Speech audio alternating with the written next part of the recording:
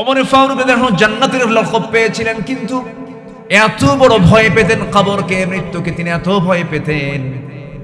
ওমর ফারুক রাদিয়াল্লাহু আনহু একদিন রাতের বেলা জনগণকে দেখার জন্য বের হয়েছেন। জনগণকে দেখতে গেছেন প্রত্যন্ত অঞ্চলে, যেই জায়গায় সুযোগ সুবিধা কম, পাহাড়ি অঞ্চল। খালি পায়ে হেঁটে হেঁটে চলে গেছেন দেখার জন্য। একটা বুড়ি মহিলাকে দেখতে পেলেন। বুড়ি মহিলাকে সালাম দিয়ে বলেন, বুড়িমা কেমন আছেন? ভালো নাই। কেন, কি হয়েছে? খলিফা দেখে না। কে দেখে না? সামনে কে দাঁড়ায় আছে? ওমর দাঁড়ায় আছে। খলিফা দেখে না? কেমনে দেখবে? এত দূর, এই প্রত্যন্ত অঞ্চলে আপনাকে খলিফা কেমন করে দেখবে? একটু ভুল হয়েছে। এবার মহিলা জবাব দিচ্ছে, বৃদ্ধা নারী জবাব দিচ্ছে, এটা যদি দূর মনে হয় খলিফার কাছে, সেই দায়িত্ব পালন করার কি দরকার ছিল? কেঁদে ফেললেন তিনি। কিন্তু মহিলা জানে না কার সঙ্গে কথা বলে সে। সাথে ছিলেন আলী রাদিয়াল্লাহু তাআলা আনহু। সাইয়েদনা আলী তার সফর সঙ্গী ছিলেন। দূর থেকে বলছেন, আলী এই দিকে আসো। দুইজন কথোপকথন চলছিল, হঠাৎ করে আমিরুল মুমিনিন শব্দটা বলে ফেলেছেন। মহিলা আঁচ করতে পেরেছে, আমি তো ভুল করে কথা বললাম, এটাই তো ওমর। ওমর ফারুক বলছেন, মহিলা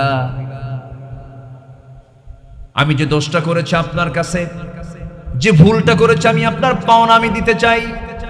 কি পরিমাণ সম্পদ আপনি গ্রহণ করলে পরে আপনি আমার বিরুদ্ধে অভিযোগ দিবেন না? আপনি আমাকে মাফ করে দিবেন। মহিলা বলছে, আমার সঙ্গে তামসা করছো নাকি? কে না, রিয়ালি বলছে আমি। কিছু দিনারের পরিমাণ কিছু দিনারের বিনিময়ে কমিটমেন্ট হয়ে গেল, চুক্তি হলো। 25 দিনারের বিনিময়ে চুক্তি হয়ে গেল। 25 দিনারের বিনিময়ে চুক্তি হয়ে গেল। আমার কোনো অভিযোগ কিয়ামতের দিন থাকবে না। যখন তিনি অভিযোগ উঠায় নিলেন, সঙ্গে সঙ্গে ওমর ফারুক বলছেন, আলী এদিকে আসো, একটা কাগজ নাও, কলম নাও। মহিলার কাছ থেকে লিখিত করে নিলেন, আদালতে আখিরাতে আমি বৃদ্ধা নারী ওমরের বিরুদ্ধে আমি কোনো অভিযোগ রাখলাম না। ওই চিঠিখানা হাতের মধ্যে নিলেন, নিয়ে বাড়িতে আসলেন। বাড়িতে এসে সন্তানদেরকে ওসিয়ত করলেন, শোনো আমার সন্তানরা, আমার লাশ যখন কবরে চলে যাবে, এই চিঠিখানা কবরের সঙ্গে দিয়ে দিবা, আমার লাশের সঙ্গে দিয়ে দিবা, কাফনের কবরের সঙ্গে দিবা। আমি আল্লাহকে বলবো, আল্লাহ তোমার বান্দার প্রতি আমি কোনো জুলুম করি নাই। জোরে বলুন সুবহানাল্লাহ। আমার বন্ধুগণ, কার ভয়? কিসের চিন্তা? আখিরাতের চিন্তা। সেই সাইয়েদনা ওমর ফারুক রাদিয়াল্লাহু তাআলা আনহু একদিন কাব রাদিয়াল্লাহু আনহুকে বলছেন মৃত্যুর যন্ত্রণার ব্যাপারে। তিনি বললেন, কাব একটু বলো তো মৃত্যুর যন্ত্রণা কেমন? তিনি বলছেন, এই জন্য এমন একটা যন্ত্রণা, মানুষের পেটের মধ্যে যদি কাঁটাওয়ালা যদি ডাল ঢুকানো হয়। কিওয়ালা? কাঁটাওয়ালা ডাল ঢুকানো হয়। কাঁটাওয়ালা ডাল ঢুকানোর পরে টান মারতে নিয়ে যদি কিছু ওই কাঁটার সঙ্গে কিছু নাড়ি পড়ে বের হয়ে আসে, আর কিছু অংশ যদি থেকে যায়, যেমনটা অসহ যন্ত্রণা হবে, তার চেয়ে অসহ যন্ত্রণা হলো মানুষের মৃত্যুর যন্ত্রণা। এত ভয়ঙ্কর সময় সবার সামনে পড়ে আছে। রাসূল যখন দুনিয়া থেকে বিদায় নেবেন, নবীজির বারবার কষ্ট হচ্ছিল। আমার নবীজি সেই সময় করলেন কি, নবীজি ঘন ঘন পানি হাতের মধ্যে নিয়ে মুখের মধ্যে পানি বারবার ছিটাচ্ছেন আর বলছেন, খুব কষ্ট হচ্ছে, খুব যন্ত্রণা হচ্ছে। লা ইলাহা ইল্লাল্লাহ ইন্না লিল মাউতি সাকারাত আকসিরু যিকরা হাযিমিল লাযযাত। অধিক পরিমাণে তোমার আনন্দ ধ্বংসকারী মৃত্যুকে তোমরা স্মরণ করো, যে কোনো সময় মৃত্যু তোমার সামনে চলে আসবে। রাসূলকে প্রশ্ন করা হলো, হুজুর আপনি বলুন তো সবচেয়ে চালাক লোকটাকে? রাসূল বলছেন, ক্বালা আকসারুকুম যিকরুল মাউত। ওই লোকটা সবচেয়ে বেশি চালাক, যে মৃত্যুর কথা বেশি বেশি স্মরণ করে। এই দুনিয়া ছেড়ে আমি আপনি চলে যাব, কেউ বাঁচার জন্য আসি নাই। কিন্তু সফলতা হলো, কোন সফলতা? সেটা হলো ফামান যুহযিহা আনিন নারি ওয়া উদখিলাল জান্নাতা ফাকাদ ফাস ওয়া মাল হায়াতুদ দুনিয়া ইল্লা মাতাউল গুরুর। জোরে বলুন আল্লাহু আকবার। আমার বন্ধুগণ, একটা পার্ট চলে গেল মৃত্যু। মৃত্যুর পরে আমাকে আপনাকে থাকতে হবে কোথায়? বলেন বলেন। হয়তো অনেকে বলবেন, হুজুর বিমানে মরলেও কবর পাবে কোথায়? সাগরে মরলে কবর পাবে কোথায়? কিন্তু কবর এটা হচ্ছে বারজাখ, এটা একটা জায়গা। আপনি যেখানেই মরেন না কেন, আপনার জন্য একটা প্লেস থাকবে। কিয়ামত আসা পর্যন্ত আপনাকে এই একটা টাইম, মানে যেরকম এখন অন্তর্বর্তীকালীন একটা সরকার আছে, এটা কি মূল সরকার না, একটা টাইম, এই একটা অন্তর্বর্তীকালীন একটা টাইম আমার আপনার জন্য বরাদ্দ হবে তা হচ্ছে আলেমে বারজাখ, কবর। এই কবর শেষ হবে। কবর কি সহজ জায়গা না কঠিন জায়গা? আজ থেকে সহজ না কঠিন? শুধু কঠিন না মহা কঠিন? মহা কঠিন। একটু ভাবতে হবে, মাঝে মাঝে একটু চোখ বন্ধ করবো, আমরা চোখ বন্ধ করে ভাববো আমি কে, আমি ছিলাম কোথায়, আমি আছি কোথায়, আমি যাব কোথায়, আমার শেষ অবস্থানটা কোথায়। একটু নিজেকে নিয়ে ভাবতে পারলে, মান আরাফা নাফসাহু ফাকাদ আরাফা রাব্বাহু, যে নিজেকে চিনতে পারবে সে আল্লাহকে চিনতে পারবে। একটু ভাবতে হবে, একটু ভাবনা করেন। গরুর কোনো ভাবনা আছে? গরু খায়, পায়খানা করে আর ঘুমায়, কিন্তু মানুষের ভাবনা আছে না নাই? আছে। চিন্তা আছে যার, ঈমান আছে তার। চিন্তা নাই যার, ঈমান নাই তার। চিন্তা করতে হবে। আল্লাহ পাক মানুষকে চিন্তাশীল করেছেন, আল্লাহ পাক জ্ঞান দিয়েছেন, বিবেক নামক রাডার দিয়েছেন। যার বিবেকটা নিরপেক্ষ, যার বিবেক জাগ্রত, সে জান্নাতি। আল্লাহু আকবার। মানে বিবেকটাকে সুস্থ রাখবো, বিবেকটাকে আমরা ভালো রাখবো, বিবেকবান হবে, বিবেকহীন হব না।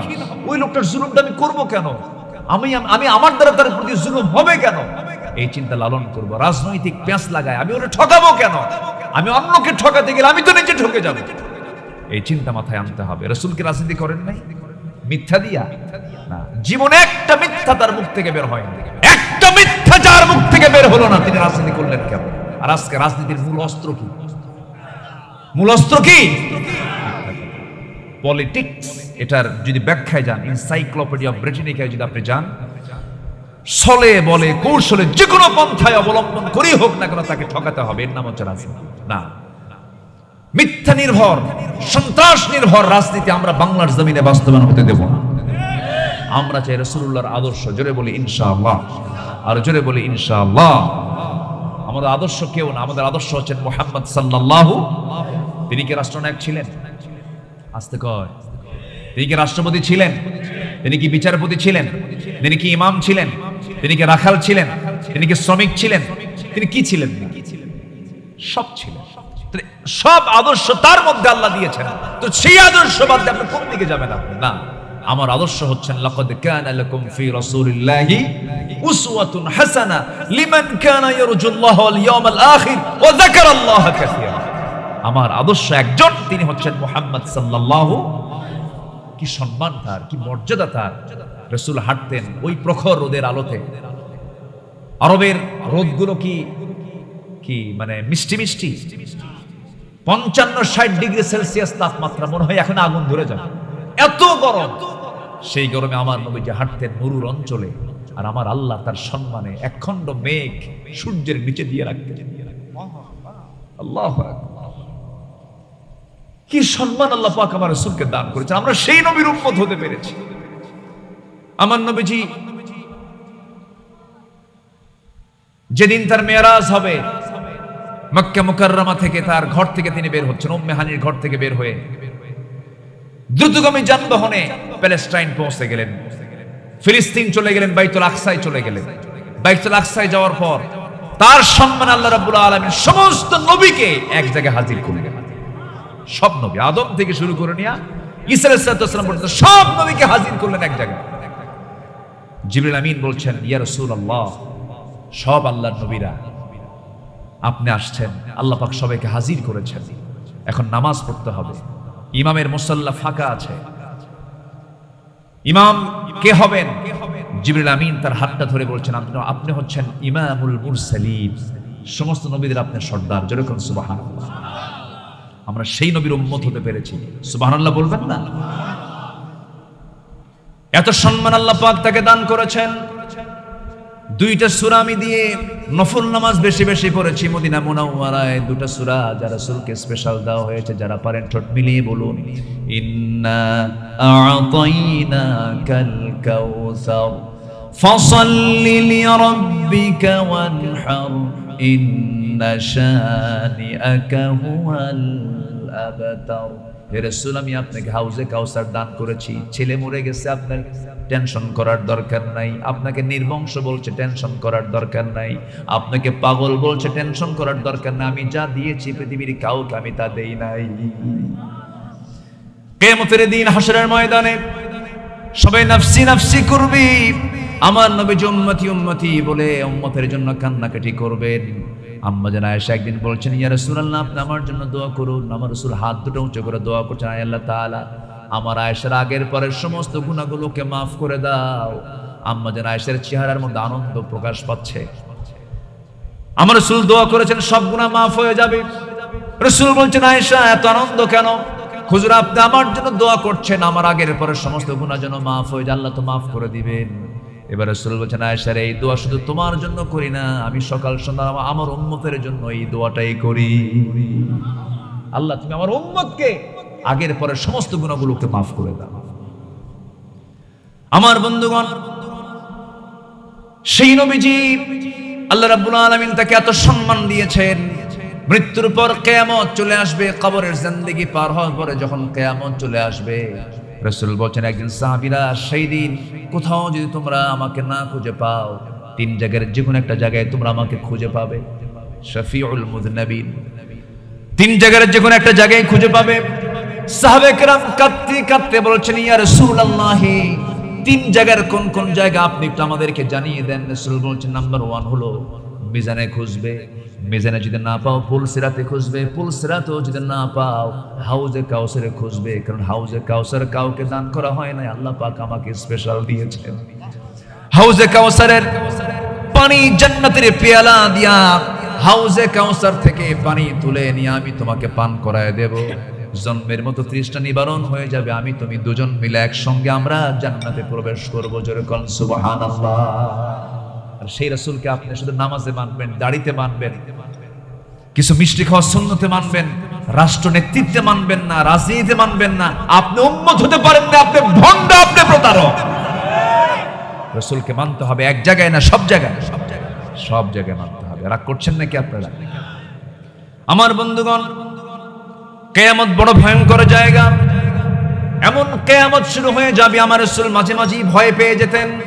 বিশেষ করে কিয়ামতের আয়াতগুলো যখন তিনি পড়তেন, আমার বন্ধুগণ, 3টা সূরা ভয়ঙ্কর কিয়ামতের আল্লাহ পাক নিউজ দিয়ে দিয়েছেন, যারা পারেন সঙ্গে পড়ুন। ইদাশ শামসু কুওয়ারাত ওয়া ইদান নুজুমুন কাদারাত ইদাস সামাউন ফাতারাত ওয়া ইদাল কাওয়াকিবুন তাসারাত ইযা যুলজিলাতিল আরদু জিলজালাহা وأخرجت الأرض أثقالها وقال الإنسان ما لها الله أكبر।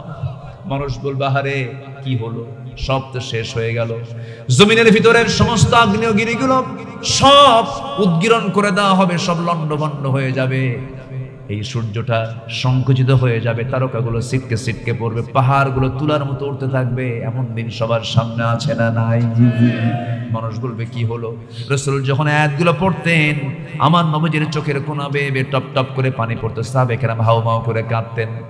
আমার নবীজি বলেন, কিয়ামতের দিন মানুষ উলঙ্গ খালি পায়ে খাতনাবিহীন হয়ে উঠবে, সবাই উলঙ্গ হয়ে উঠবে। আম্মা জান আয়েশা সিদ্দিকা বলেন, ইয়া রাসূলুল্লাহ, সেই কঠিন দিনে কেমন করে সম্ভব মানুষের মধ্যে কি লজ্জা জ্ঞান থাকবে না? সেদিন রাসূল বলছেন, ইয়া আয়েশা, আল আমরু আশাদ্দু মিন আইয়ানযুরা বা'দুহুম ইলা বা'দিন, সেই দিন এমন একটা অবস্থা হবে, একজন আরেকজনের দিকে যে তাকাবে এই হুঁশটাও থাকবে না। এমন ভয়ঙ্কর দিন সবার সামনে চলে আসবে, সবাই একদিন পেয়ে যাব। সন্তানগুলো, যার জন্য আমরা সারা জীবন চেষ্টা করেছি, কষ্ট করেছি, সন্তানগুলো ভয়ে ভয়ে পালাবে। মা চিনবে না সন্তানকে, বাপ চিনবে না তার সন্তানকে। সেদিন একজনকে দেখে আর একজন পলায়ন করবে, এমন কঠিন দিন সবার সামনে আছে রে ভাই। আল্লাহর সামনে আমরা হাজির হব। সেই দিন একজন ব্যক্তির দারুণ সম্মান থাকবে, একজন ব্যক্তিকে আল্লাহ রাব্বুল আলামিন এত সম্মান দিয়ে দিবেন, তিনি মাকামে মাহমুদে পড়ে সেজদায় পড়ে কাঁদবেন। আল্লাহ পাক বলবেন, হে রাসূল, আমার হাবিব, আপনি সেজদা থেকে মাথা উঠান, আপনি যার জন্য সুপারিশ করবেন আমি তার সুপারিশ গ্রহণ করে নেব। আমার ভাইয়েরা, সেই দিন আল্লাহ রাব্বুল আলামিন সব বান্দার সামনে দাঁড়িয়ে যাবেন, দাঁড়িয়ে গিয়ে বলবেন, আইনাল জাব্বারুন আইনাল মুতাকাব্বিরুন, কোথায় স্বৈরাচারীরা, কোথায় আজকে অহংকারীরা, আজকে তোমরা কোথায় আছো, কোথায় আছো? সবার সামনে সব জড়সড় হয়ে যাবে। বিচারপতির বিচারপতি তিনি কে? আজ তুমি বিচারপতির বিচারপতি কে? আল্লাহ পাক সেদিন তিনি বিচারের জন্য বসে পড়বেন, একদম কম্পমান হবে, আদালত কায়েম হয়ে যাবে। বিচার শুরু হবে, সেই বিচারে কি কোনো বিনিময় গ্রহণ করা হবে? কোনো হ্যালো আছে? কারো কোনো পার্সিয়ালিটি আছে? যার যা প্রাপ্য সমানভাবে আল্লাহ পাক দিয়ে দিবেন, কোনো কম বেশি করা হবে সেদিন একদম পাই টু পাই হিসাব করবে। আল্লাহ রাব্বুল আলামিন সুন্দর করে বান্দাকে জানিয়ে দিচ্ছেন, সেই দিন আল্লাহর হুকুম শুনেও যারা শোনেনি, দেখেও যারা দেখে নাই, না দেখার ভান করেছে, তাদের অবস্থা কি হবে? তারা অন্ধ হয়ে উঠবে, বধির হবে, বোবা করে তুলবেন আল্লাহ পাক তাদেরকে। আল্লাহ রাব্বুল আলামিন বলেন, ওয়া নাহশুরুহুম ইয়াওমাল কিয়ামাতি আলা ফুজুহিহিম উময়ান ওয়া বুকমান ওয়া সুম্মা ওয়া মাআওয়াহুম জাহান্নামা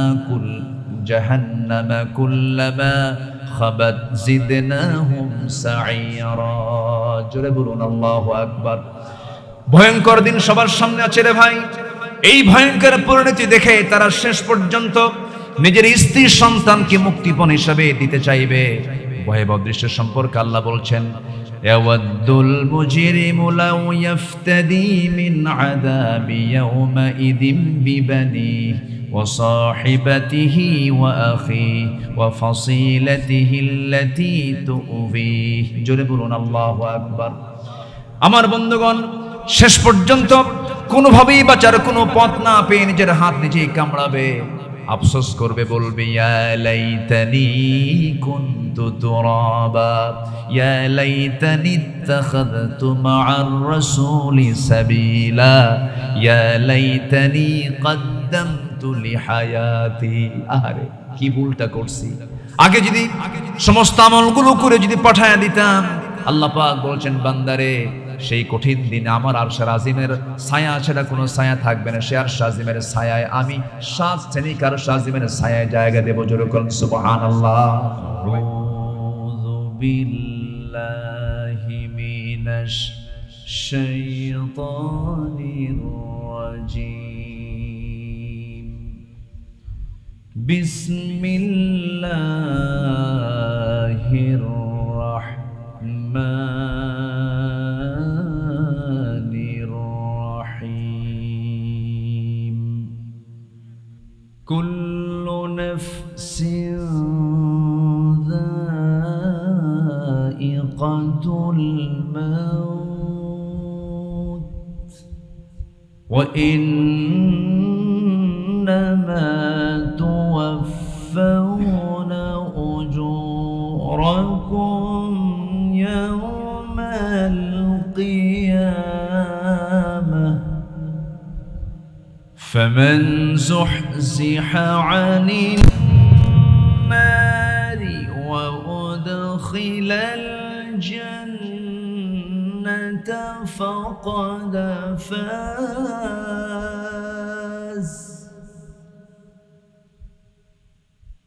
وما الحياة الدنيا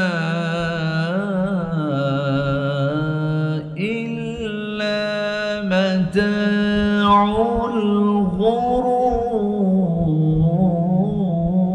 الغرور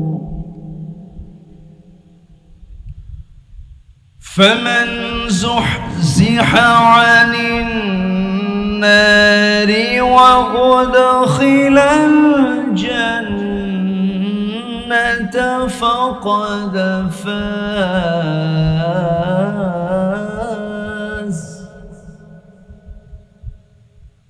وما الحياة الدنيا إلا متاع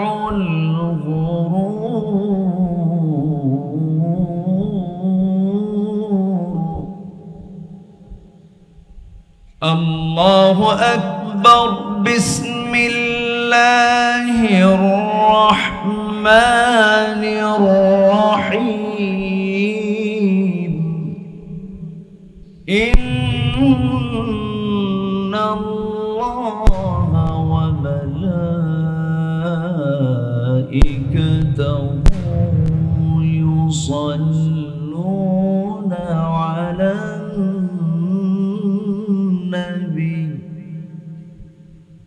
يا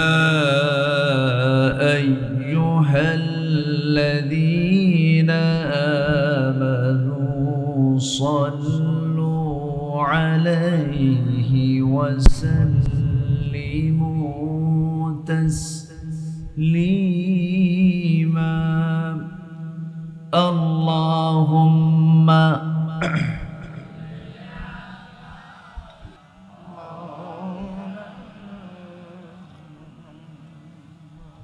একটু মহব্বত দিয়ে নবীর প্রেমে মাতোয়ারা হয়ে জবান খুলে সবাই বলুন আল্লাহুম্মা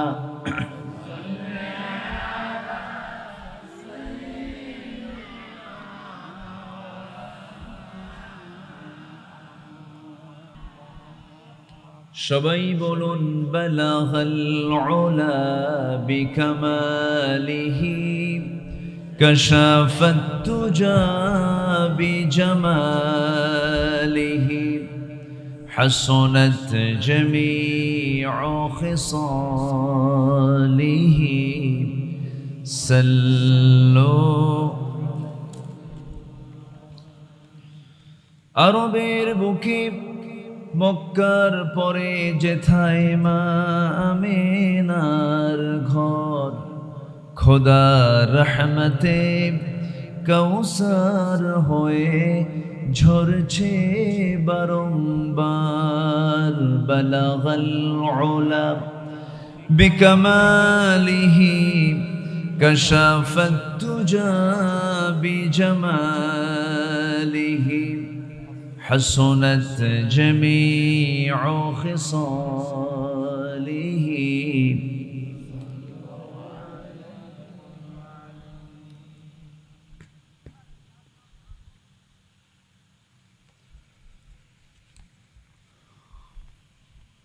কুমিল্লা জেলার চান্দিনা উপজেলার অম্বরপুর মহিলা মাদ্রাসা প্রবাসী যুব সমাজ মাহফিল ইন্তেজামিয়া কমিটি কর্তৃক আয়োজিত অষ্টম বার্ষিকী তাফসীরুল কোরআন মাহফিল 2025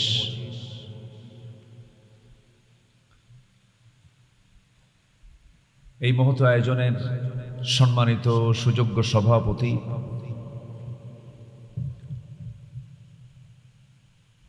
জনাব নাসির উদ্দিন হিরু সাহেব,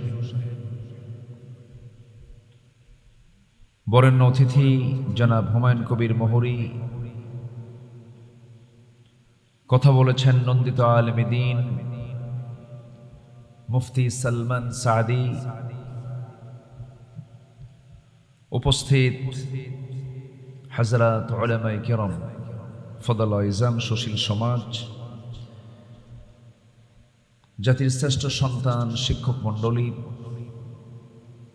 আজকের মাহফিলের প্রধান আকর্ষণ, যাদেরকে নিয়ে আজকের এই সাজানো গোছানো বর্ণাঢ্য আয়োজন, তাওহীদের পতাকাবাহী, কালেমার ঝান্ডাবাহী, দিন ইসলামের নরসারদুল বীর মুজাহিদ, প্রাণ প্রিয় সম্মানিত দ্বীনি ভাইরা, আড়ালে বসে আছেন শ্রদ্ধেয়া সম্মানিতা সর্বগুণে গুণান্বিতা মা বোনেরা। আলোচনার সূচনায় আনুষ্ঠানিকতার মধ্য দিয়ে আমার পক্ষ থেকে আবারও দিল খোলা সালাম, আসসালামু আলাইকুম ওয়া রাহমাতুল্লাহি ওয়া বারাকাতুহু। সবাই কেমন আছেন বলুন? আমাকে প্রশ্ন করলেন, এতে লক্ষণ ভালো। আমাদের মুসলিমদের মাঝে পারস্পরিক মহব্বতটা কমানো দরকার না বাড়ানো দরকার? কিন্তু এখন গোটা দুনিয়া জুড়ে বেশি না কম? শুধু কম না অনেক কম? অনেক কম। যে সময় বসে আছি আমরা এখানে মুক্ত আকাশে সুন্দর পরিবেশে বসে আছি, সে সময় মাসের পর মাস, বছরের পর বছর চলে যাচ্ছে, শিশুগুলো কঙ্কাল হয়ে গেছে, খাবার পায় না। শেষ পর্যন্ত বলছে আল্লাহ, 200 কোটি দুনিয়ার মুসলমান, কেউ তো আমাদের জন্য একটু খাবারও নিয়ে আসলো না। শুনেছি তোমার জান্নাতে নাকি অনেক খাবার, মৃত্যু দাও, তোমার জান্নাতে গিয়ে খাবো। এত তিক্ততা এসেছে পৃথিবীর উপরে, পৃথিবীবাসীর উপরে, এই দুনিয়াতেই কিন্তু না খাওয়া, অনাহার, অর্ধাহার।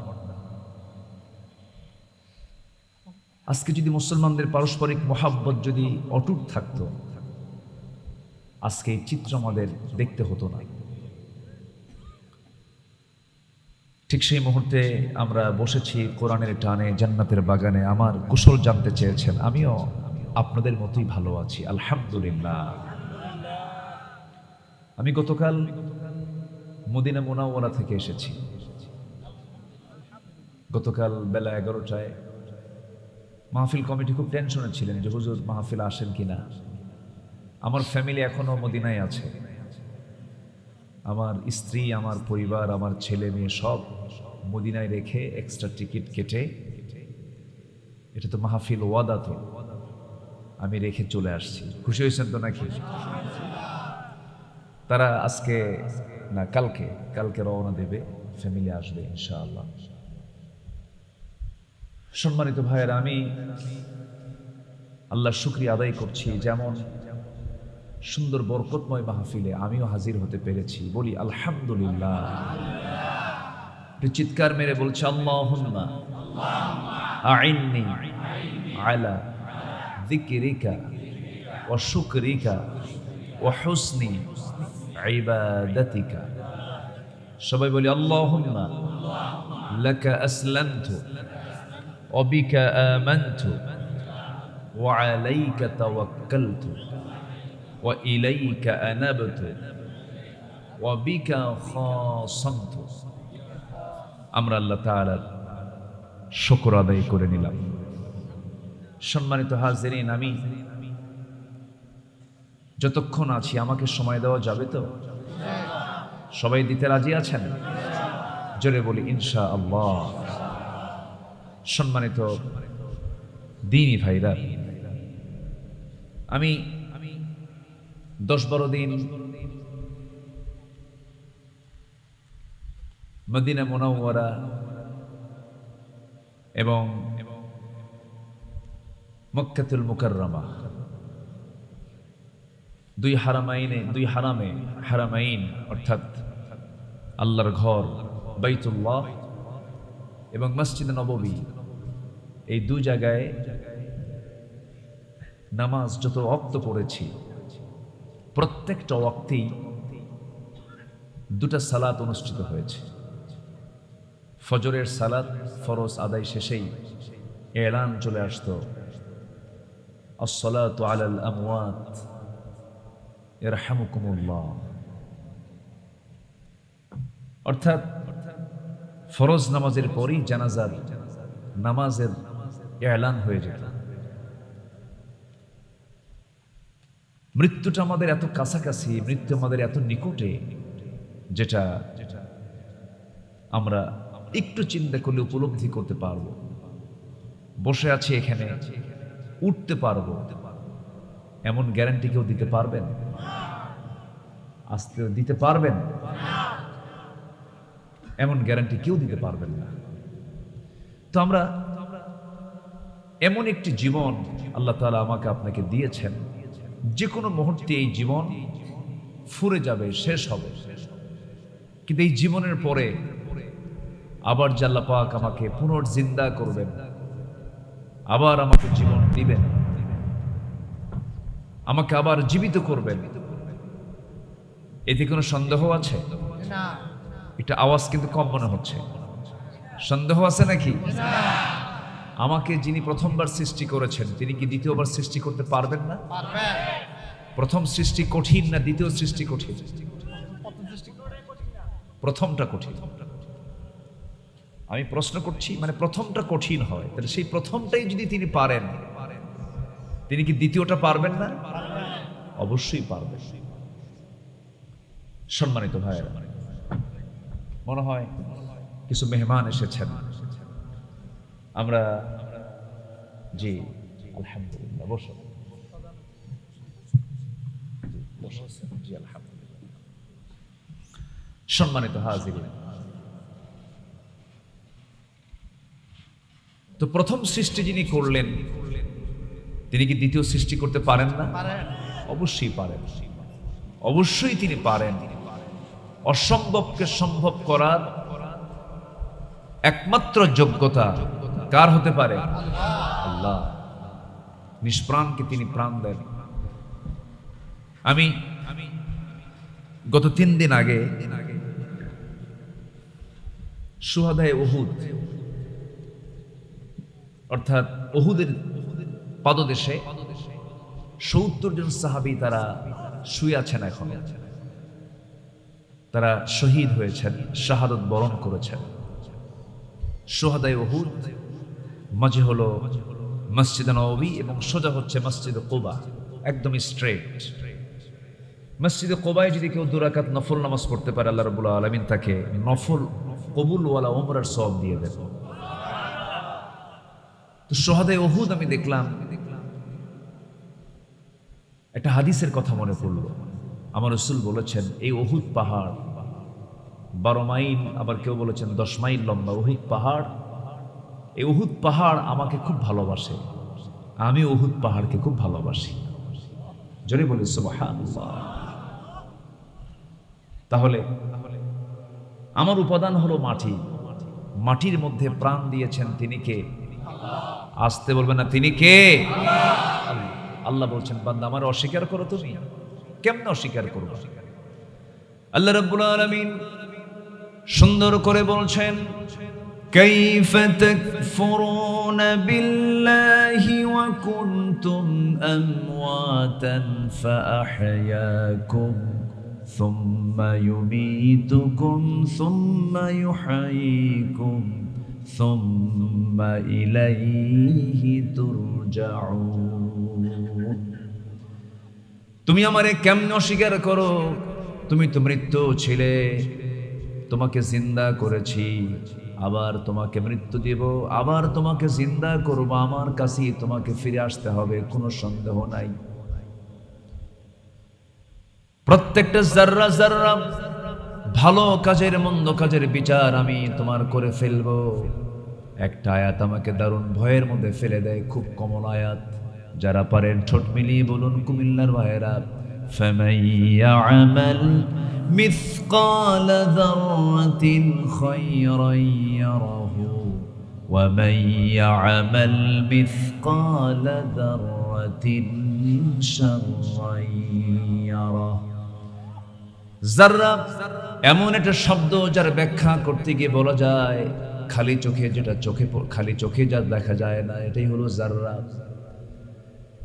চোখে ধরা পড়ে না এমন জাতীয় ভালো কাজ আপনি সেদিন দেখতে পাবেন, এমন জাতীয় মন্দ কাজ আপনি করেছেন তাও সেদিন দেখতে পাবেন। প্রত্যেকটা ভালো কর্ম এবং অপকর্মের সমস্ত হিসাবগুলো একটা একটা করে নেবেন, তিনি আমার কে? আল্লাহ নিবেন। তাহলে আমার মৃত্যুর পরে জীবন কি শেষ, না জীবন নতুন করে শুরু? বলেন, জীবন কি শেষ না নতুন করে শুরু? কিন্তু দুনিয়ার জীবনে কিছু মানুষের লাইফ স্টাইল দেখলে মনে হয় এটাই শুরু, এটাই শেষ। প্রথম বাংলাদেশ আমার, এই কথাটা ঠিক না। কে বলেছে শেষ? পৃথিবী এটা একটা টাইম, এটা ওয়েটিং, আমি বলবো একটা ওয়েটিং রুমের মতো। আমরা আসছি, থাকবো কিছুক্ষণ। আখিরাতের তুলনায় দুনিয়ার কোনো টাইমই না, এটা কোনো সময়ই না। খুব অল্প সময় নিয়ে আমরা দুনিয়াতে এসেছি, কিন্তু বিশাল একটি সীমাহীন সময় পড়ে আছে সবার সামনে। এটা হলো দুনিয়া না আখিরাত? বলেন, দুনিয়া না আখিরাত? কিন্তু অনেকে চিন্তা করেন আখিরাত কি আসলে আছে? হুজুররা তো কয়। এই যে আখিরাতের জ্ঞানটা বান্দার মধ্যে যদি ক্লিয়ার না থাকে, বান্দা ভালো হবে না তো। আর আখিরাতের জ্ঞান বান্দার ভিতরে বদ্ধমূল করার জন্য কোরআন হলো 30 পারা। 30 পারা কোরআনের 10 পারা জুড়ে আল্লাহ রাব্বুল আলামিন আখিরাত নিয়ে কথা বলেছেন। কয় পারা নিয়ে? 10 পারা। তাহলে আখিরাতের জ্ঞান হচ্ছে আসল জ্ঞান। এই জ্ঞান যদি কারো অর্জন হয়ে যায়, কোনো ব্যক্তির ভিতরে, সমাজের ভিতরে, একটা জাতির ভিতরে যদি আখিরাতের ভয়, আখিরাতের জ্ঞান যদি ঢুকিয়ে দেওয়া হয়, ওই জাতি কখনো আইল ঠেলাঠেলি করতে পারবে না। ওই জাতি কখনো দুর্নীতি করতে পারবে না, কারণ ওই ব্যক্তি, সমাজ, রাষ্ট্র, জাতি যারা কর্ণধার থাকবে, অধিবাসী যারা থাকবে, ওই জনপদে যারা থাকবে, তারা আল্লাহর ভয় থাকার কারণে, আখিরাতের ভয় থাকার কারণে সে যে কোনো কাজ করতে গেলে আগে ভাববে জাররা জাররা হিসাব নিবেন তিনি আমার কে নিবেন? তাহলে মানুষ ভালো হবে। র‍্যাব, চিতা, কোবরা, প্রশাসন, আইন, দুনিয়ার কোন কোর্ট আদালত এগুলো দেখে না আল্লাহর ভয় দেখে? আল্লাহর ভয়ে মানুষ ভালো হবে। আল্লাহর ভয় ছাড়া পৃথিবীর কোনো মানুষ কোনোদিন ভালো হতে পারে। এই জন্য আল্লাহর ভয়টা থাকতে হবে। আল্লাহ রাব্বুল আলামিন বলেন, وَأَمَّا مَنْ خَافَ مَقَامَ رَبِّهِ وَنَهَى النَّفْسَ عَنِ الْهَوَى فَإِنَّ الْجَنَّةَ هِيَ الْمَأْوَى। যার দিলের মাকামে, যার দিলের ভিতর আল্লাহর ভয় জাগ্রত হয়ে যাবে, তার ঠিকানা নরমাল কোনো ঠিকানা হবে না। তার ঠিকানা আমার আল্লাহ বলেন, আমি তাকে জান্নাতে মাওয়া দিয়ে দেব। অতএব ভয় শব্দটা একমাত্র নির্দিষ্ট করব আমরা আল্লাহর সাথে। কার সাথে? আল্লাহর সাথে। ভয় যদি করতেই হয় একমাত্র একজনকে করব, তিনি আমার কে? আরো জোরে বলেন, আরো জোরে বলেন, আল্লাহ পাক। আমাকে সময় দিচ্ছেন তো নাকি আপনারা? নড়াচড়া করা যাবে না। এটা কিন্তু শুধু জনসভা নয়, বললে ভুল হবে। শুধু জমায়েত নয়, বললে ভুল হবে। এটা হচ্ছে একটা জান্নাতের টুকরা। জোরে করুন সুবহানাল্লাহ। আর সেই জান্নাতের টুকরার ফুল হচ্ছে না আপনারা। ফুল ঝরানো যাবে না। এই ফুলটাকে একদম দোয়া পর্যন্ত আমরা কন্টিনিউ রাখবো। একটা ফুল ওইখান থেকে উঠবো না। রাজি আছেন তো ইনশাআল্লাহ? বাগানে ফুল কমে গেলে বাগানের সৌন্দর্য বাড়ে না কমে? বাগানের সৌন্দর্য আপনারা কি কমাবেন না বাড়াবেন? লোক আসবে, কিন্তু লোক যাওয়ার কোনো সুযোগ আমরা দেব না। আমরা থাকবো। জোরে বলি ইনশাআল্লাহ। সম্মানিত ভাইয়েরা, আসুন আমি মূল আলোচনার দিকে আস্তে আস্তে চলে যাচ্ছি। তাহলে আমি শুরু করেছিলাম মদিনা মুনাওয়ারা এবং মক্কা মুকাররমায় প্রত্যেকটা ওয়াক্তে দুটো নামাজ হতো। একটা হচ্ছে ওয়াক্তের নামাজ, আর একটা কি নামাজ? জানাজা নামাজ। জানাজা নামাজ প্রত্যেক মুসলমানদের জীবনে আছে না নাই বলেন তো? আচ্ছা, জানাজা হবে না একদিন? মসজিদেতে এলান হয়, আমার একদিন এলান হবে না? উনি একটা দাওয়াত দিয়ে ফেলছেন শুরুতেই। আমার তখনই বুকে একটা কাঁপুনি শুরু হয়ে গেছে। উনি একটা দাওয়াত দিয়েছেন, আমি মরে গেলে আমার জানাজায় আসবেন। ভাইরা, কিচ্ছু না দুনিয়া। আমরা যা চিন্তা করি এটা একটা মায়ামরীচিকা, কল্পনা। কিন্তু মূলত পৃথিবীতে আমার কেউ আপন না, কেউ না। এখনই মরেন, সব আপনার পর। যে ছেলেগুলো মেয়েগুলোর জন্য আপনি কঠোর পরিশ্রম করেছেন, ওরা আপনার সম্পত্তি নিয়ে মারামারি করে মার্ডার করবে। এটাই তো দুনিয়া। দুনিয়াতে আমার বন্ধু বলতে কেউ নেই। একমাত্র বন্ধু যদি থাকেন দুঃসময়ে, সুসময়ে, জীবনে, মরণে, কবরে, হাসরে, মিজানে, পুলসিরাতে, সব জায়গায় আমার বন্ধু, তিনি আমার কে? সে আল্লাহর কথা আমরা একটু শুনি। আল্লাহ কি পরামর্শ দিচ্ছেন দেখেন। খুব কমন একটা আয়াত। নামাজ না পড়ুক, রোজা না রাখুক, আল্লাহর আইন কানুন না মানুক, কিন্তু এই আয়াতটার অংশ সবার মুখস্থ আছে। কুল্লু নাফসিন যায়িকাতুল, দেখছেন সবাই, সবার কিন্তু এটা জানা আছে। একদম কমন একটা কথা, আমরা সবাই জানি। কিন্তু মৃত্যুর স্বাদ এটা কি সহজ? আসতে কয় সহজ। মেডিকেল সায়েন্সও যদি আপনি চিন্তা করেন সহজ না, কিন্তু এটা অপারেশন। এটা একটা অপারেশন। নফসটা বের করে ফেলা হবে, রুহটা বের করা হবে। বের করা তো সহজ কিছু না। আর বের করার জন্য একজন ফেরেশতা আছে, তার নাম কি? হ্যাঁ, মালাকুল মাউত। মারাত্মক ব্যাপার, ভয়ঙ্কর। প্রত্যেকটা দিন আমার আপনার কাছে 4 থেকে 5 বার আসে, এসে ঘুরে যায়, তদারকি করে যায়, নিউজ নিয়ে যায় ও কি করতেছে। কিন্তু একদিন আসবে, কিন্তু ফিরবে না। সেদিন কিসের দিন? মরার দিন। কোন ডাক্তার দেখাম হবে না, সেদিন শুরু হয়ে যাবে। এমন অপারেশন শুরু হবে যা পৃথিবীর কোনো ডাক্তার আটকাতে পারবে না, দুনিয়ার কোনো ক্ষমতাধর রাষ্ট্রপ্রধান আটকাতে পারবে না। এমন জায়গায় হুকুম হয়ে যাবে, আল্লাহর পক্ষ থেকে ফরমান জারি হয়ে যাবে, ওয়ান্নাজিআতি গারকাও ওয়ান্নাশিতাতি নাশতা। কসম সেই ফেরেশতার, যে ফেরেশতা মানুষের শরীরের মধ্যে গিয়ে হাবুডুবু খেয়ে টেনে হেঁচড়ে প্রাণ সঞ্চার করে আনবে, হাতের তালুতে ভরাবে, ইল্লিনে চলে যাবে অথবা সিজ্জিনে চলে যাবে। বামপন্থীগুলো সিজ্জিনে যাবে, ডানপন্থীগুলো ইল্লিনে চলে যাবে।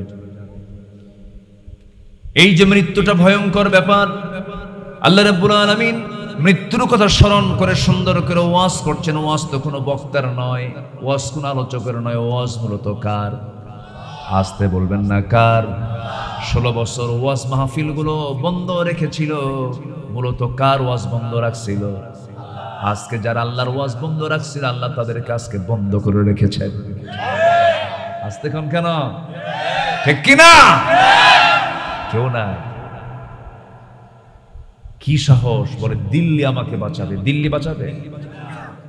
রাশিয়া বাঁচাবে? আমেরিকা বাঁচাবে? কেউ নাই। পৃথিবীর কোন দেশ আর ভিসা দেয় না, শীত হয়ে পড়ে আছে। আমার সাহায্যকারী পৃথিবীর কেউ না, আমার সাহায্যকারী তিনি আমার কে? আল্লাহ পাক। আল্লাহকে ভুলে যাওয়া যাবে না। আল্লাহ যার আছে তার সব আছে। মাল্লাহুল মাওলা ফালাহুল কুল, এটা প্রবাদ বাক্য। যার আল্লাহ আছে, যার মাওলা আছে, তার সব আছে। আর যার আল্লাহ নাই তার কিচ্ছু নেই। এই জন্য আল্লাহকে রাখতে হবে সবার আগে, সবার উপরে রাখতে হবে। সবার উপরে তিনি কে? সাব্বিহ ইসমা রাব্বিকাল আ'লা। গত জুমার নামাজ মক্কা মুকাররমায় পড়লাম, ইমাম সাহেব দেখে সূরা আ'লা পড়া শুরু করছে। আল্লাহু আকবার। সাব্বিহ ইসমা রাব্বিকাল আ'লা, সেই রবের তাসবিহ প্রকাশ করো যিনি সবার উপরে, তার উপরে আর কেউ। আরশে আজিম, কোথায় সে আরশে আজিম? হিসাব করা যায়? 7টা আকাশের উপরে আরশে আজিম। এই যে সূর্য, এই যে চন্দ্র, এই তো এখানে। আরশে আজিম কোথায়? প্রথম আসমানটা কোথায়? এই প্রথম আসমানকে কেউ কি স্পর্শ করতে পেরেছে? এই দূর দিগন্ত বিশাল একটি মহাশূন্য, এই মহাশূন্য ছিল না। আল্লাহ রাব্বুল আলামিন এই আকাশ এবং জমিনটাকে এক জায়গায় রেখেছিলেন। ফোর্স অফ গ্র্যাভিটেশন, সম্প্রসারণ শক্তির মধ্য দিয়ে, বিগ ব্যাং, একটা মহা বিস্ফোরণের মধ্য দিয়ে আল্লাহ পাক এই মহাশূন্য পয়দা করেছেন। আগে দুটো আকাশ আর জমিন কি ছিল? এক ছিল। এত মহাশূন্য হলো, এই মহাশূন্য কেউ আজ পর্যন্ত জয় করতে পারে। সবচেয়ে নিকটবর্তী তারকা হলো প্রক্সিমা সেন্ট্রাই। যে প্রক্সিমা সেন্ট্রায়ে যাওয়ার জন্য বিজ্ঞানীরা চেষ্টা করেছে। যদি চেষ্টা করে, চাঁদে গেছে, চেষ্টা করেছে, মঙ্গল গ্রহে গেছে, চেষ্টা করেছে। আর বিজ্ঞানী চিন্তা করলে একটু প্রক্সিমা সেন্ট্রায়ে যাই। প্রক্সিমা সেন্ট্রায়ে যদি কেউ যেতে চায়, আধুনিক দুনিয়ার সবচাইতে লেটেস্ট যে নভোযান অ্যাপোলো 11, তাতে চড়ে যদি যাওয়া হয়, যার ঘন্টার গতি হলো 39,000 কিলোমিটার, এমন গতিতেও যদি কেউ রওনা দেয়, সেই প্রক্সিমা সেন্ট্রায় যেতে তার সময় লাগবে হলো 1,15,000 বছর। এই বিশাল মহাশূন্যের সবচেয়ে নিকটবর্তী তারকার কথা বললাম। আর তো দুনিয়া পড়েই আছে, অসংখ্য তারকা। এক একটা তারকা এত বড়, সূর্যের চাইতে 30 লক্ষ কোটি গুণ বড়। চিন্তা করা যায়? সব কিছুকে আল্লাহ পাক সৃষ্টি করে সাজিয়ে রেখেছেন। বান্দা দেখ, আমার সৃষ্টি কত সুন্দর, আর আমি কত সুন্দর। জোরে বলি সুবহানাল্লাহ। আল্লাহ পাক বলছেন, বান্দা শুধু আমাকে খুশি করবি, তোর জন্য সর্বনিম্ন জান্নাত রেখে দিয়েছি, 10টা পৃথিবীর মতো একটা জান্নাত। আল্লাহ পাক দিবেন কি আর বান্দা নেই কি? বান্দার ধান্দা হলো জমি কেমনে দখল করে, ক্ষমতা কেমনে পায়, সন্ত্রাসী কেমনে করে, ভাইটারে মেরে ফেলে ভাইয়ের সম্পত্তি কেমনে হজম। অথচ দুনিয়াটা হলো একটা মায়াময়ী থেকে সংক্ষিপ্ত সময়। আজ আসি, কিছুক্ষণ পরই নাই কাল। আজ আসি, কিছুক্ষণ পরই নাই। আমার এক বন্ধু জিয়াউর রহমান তার নাম, একসঙ্গে পড়াশোনা করতাম। অনেক সুন্দর কণ্ঠ ছিল। আর্মিতে চাকরি করত, খুব ভালো সম্পর্ক, মাঝে মাঝে কথা হতো। হঠাৎ করে বহুদিন যাবত কথা নাই, ফোন দিলাম। ফোন দেওয়া মাত্রই দেখি ফোন একজন রিসিভ করে, মহিলার কণ্ঠ। সালাম দিয়ে বললাম, কে যেন বলছেন? আমি জিয়ার বন্ধু বলছি। জিয়া কি আছে, একটু দেওয়া যাবে? কি জিয়া তো নাই। আচ্ছা ঠিক আছে, আসলে আমাকে একটু ফোনটা লাগাই দিবেন। আমি অমক বলছি, কিন্তু জিয়াকে তো আর দিতে পারবো না। কেন? জিয়া তো কবরে চলে গেছে। এটাই তো, আমার বয়সী কত মানুষ আজকে দুনিয়াতে নাই। কোন জায়গা থেকে শিক্ষা নেব আমরা বলেন? আমার শিক্ষা নেওয়ার জায়গা তো বেশি দূরে যেতে হবে না, শুধু দেখতে হবে আমার বন্ধু নাই, আমার প্রতিবেশী নাই, আমার বাবা নাই, আমার মা নাই, আমার ভাই নাই। আপনি কোথায় শিক্ষা নেবেন? আপনি শিক্ষা তো এই জায়গায়। আল্লাহ পাক এই জন্য সুন্দর করে বলছেন, বান্দা একটু শোনো, একটু মনোযোগ দাও। আল্লাহ রাব্বুল আলামিন বলেন, কুল্লু নাফসিন যায়িকাতুল মাউত ওয়া ইন্নামা তুওয়াফাউনা উজুরাকুম ইয়াওমাল কিয়ামাহ ফামান যুহজিহা আনিন নার ওয়া উদখিলাল জান্নাহ ফাকাদ ফাজ ওয়া মাল হায়াতুদ দুনিয়া ইল্লা মাতাউল গুরুর। জোরে বলুন আল্লাহু আকবার। সূরা আলে ইমরান আয়াত নম্বর 185। আল্লাহ রাব্বুল আলামিন বলেন, প্রাণ আছে যার, মৃত্যুর স্বাদ তাকে গ্রহণ করতেই হবে। তোমাদের সকলকে পুরোপুরি প্রতিদান কিয়ামতের দিনই দেওয়া হবে, সব তোমরা পেয়ে যাবে। তবে হে সফলকে, এমপি হলো না, মন্ত্রী হলো না, প্রেসিডেন্ট হলো না, সতী হলো না, নেতা হলো না, পদ দখল করলো না, কোন লোকটা সফল? আল্লাহ রাব্বুল আলামিন বলেন, ফামান যুহজিহা আনিন নারি ওয়া উদখিলাল জান্নাতা ফাকাদ ফাজ। সেই লোকটাই হলো সফল, যে ব্যক্তি জাহান্নাম থেকে নিজেকে বাঁচিয়ে রেখে যে জান্নাত লাভ করতে পারল, সে হলো মহা সফল। জোরে বলে সুবহানাল্লাহ। তাহলে আসল সফলতা দুনিয়া না আখিরাত? দুনিয়া না আখিরাত? আখিরাত। যখন কেউ আপনাকে গালি দেবে তখন ভাববেন, গালি দে, আমার আখিরাত দরকার, আমি গালি দেব না। সুবহানাল্লাহ বলবেন না? আপনাকে কেউ জুলুম করলে জুলুম কর, আমি তোর প্রতি জুলুম করব না, আমার জন্য কি আখিরাত, আমার জন্য আখিরাত। মাফ করবেন, মাফ পাবেন, প্রতিশোধ নেবেন, আল্লাহ প্রতিশোধ নেবেন। আমাদের ক্ষমার নীতি নেই। এই একটা প্রজন্ম দীর্ঘ 16 বছর একটা প্রজন্ম শিখে গিয়েছিল হলো প্রতিশোধ পরায়ণতা, ক্ষমা শিখে নাই। নেতৃত্বের কাছ থেকে ভালো কিছু পায়নি। এজন্য জাতিকে ভালো করার জন্য জাতির ভিতরে দিতে হবে দুনিয়ার জ্ঞান না আখিরাতের জ্ঞান। আখিরাতের ভয় ঢুকিয়ে দিতে হবে। দুনিয়া লাগবে, দুনিয়া লাগবে না তা না, দুনিয়া লাগবে। ওই আমার রাসূল যখন তোয়াফ শুরু করতেন কাবাকে সামনে রেখে, আগে চুমু খেতেন, হাজরা আসওয়াদে চুমু খেয়েই একটা দোয়া পড়তেন। সেই দোয়ার মধ্যে আগে আখিরাত না, আগে দুনিয়ার কথাই আছে। আপনারাও সেই দোয়া পারেন, যারা পারেন ঠোঁট মিলে আমার সঙ্গে জোরে জোরে বলেন, রব্বানা আতিনা ফিদ দুনিয়া হাসানাতাও ওয়া ফিল আখিরাতি হাসানাতাও ওয়া কিনা আযাবান নার وجعلنا الجنة مع الأبرار। আয় রব্বুল আলামিন, আমার জন্য তুমি দুনিয়ার হাসানা দিয়ে দাও, দুনিয়ার কল্যাণ দাও, দুনিয়ার হাসানা দাও, আখিরাতের হাসানা দাও। দুনিয়ার হাসানা কাকে বলে? দেখবেন হাজার হাজার কোটি টাকার মালিক, কিন্তু এটাই তার জন্য হাসানা নয়, কল্যাণ নয়। হাজার কোটি টাকার মালিক, কিন্তু বউ কথা শোনে না, মেয়েটা উলঙ্গ হয়ে ঘোরাফেরা করে, গাঁজা খায়, মদ খায়। আছে কিনা বলেন? আছে কিনা বলেন? আছে। শান্তি নাই। আমার দেশের সবচেয়ে টপ লিস্টেড ধনী মানুষ ওরফে দরবেশ, নাম শুনেন না আপনারা? নাম শুনেন না? এমন দরবেশ, দাড়ি নাই, হঠাৎ করে দাড়ি নাই, দাড়ি কেটে ফেলছে।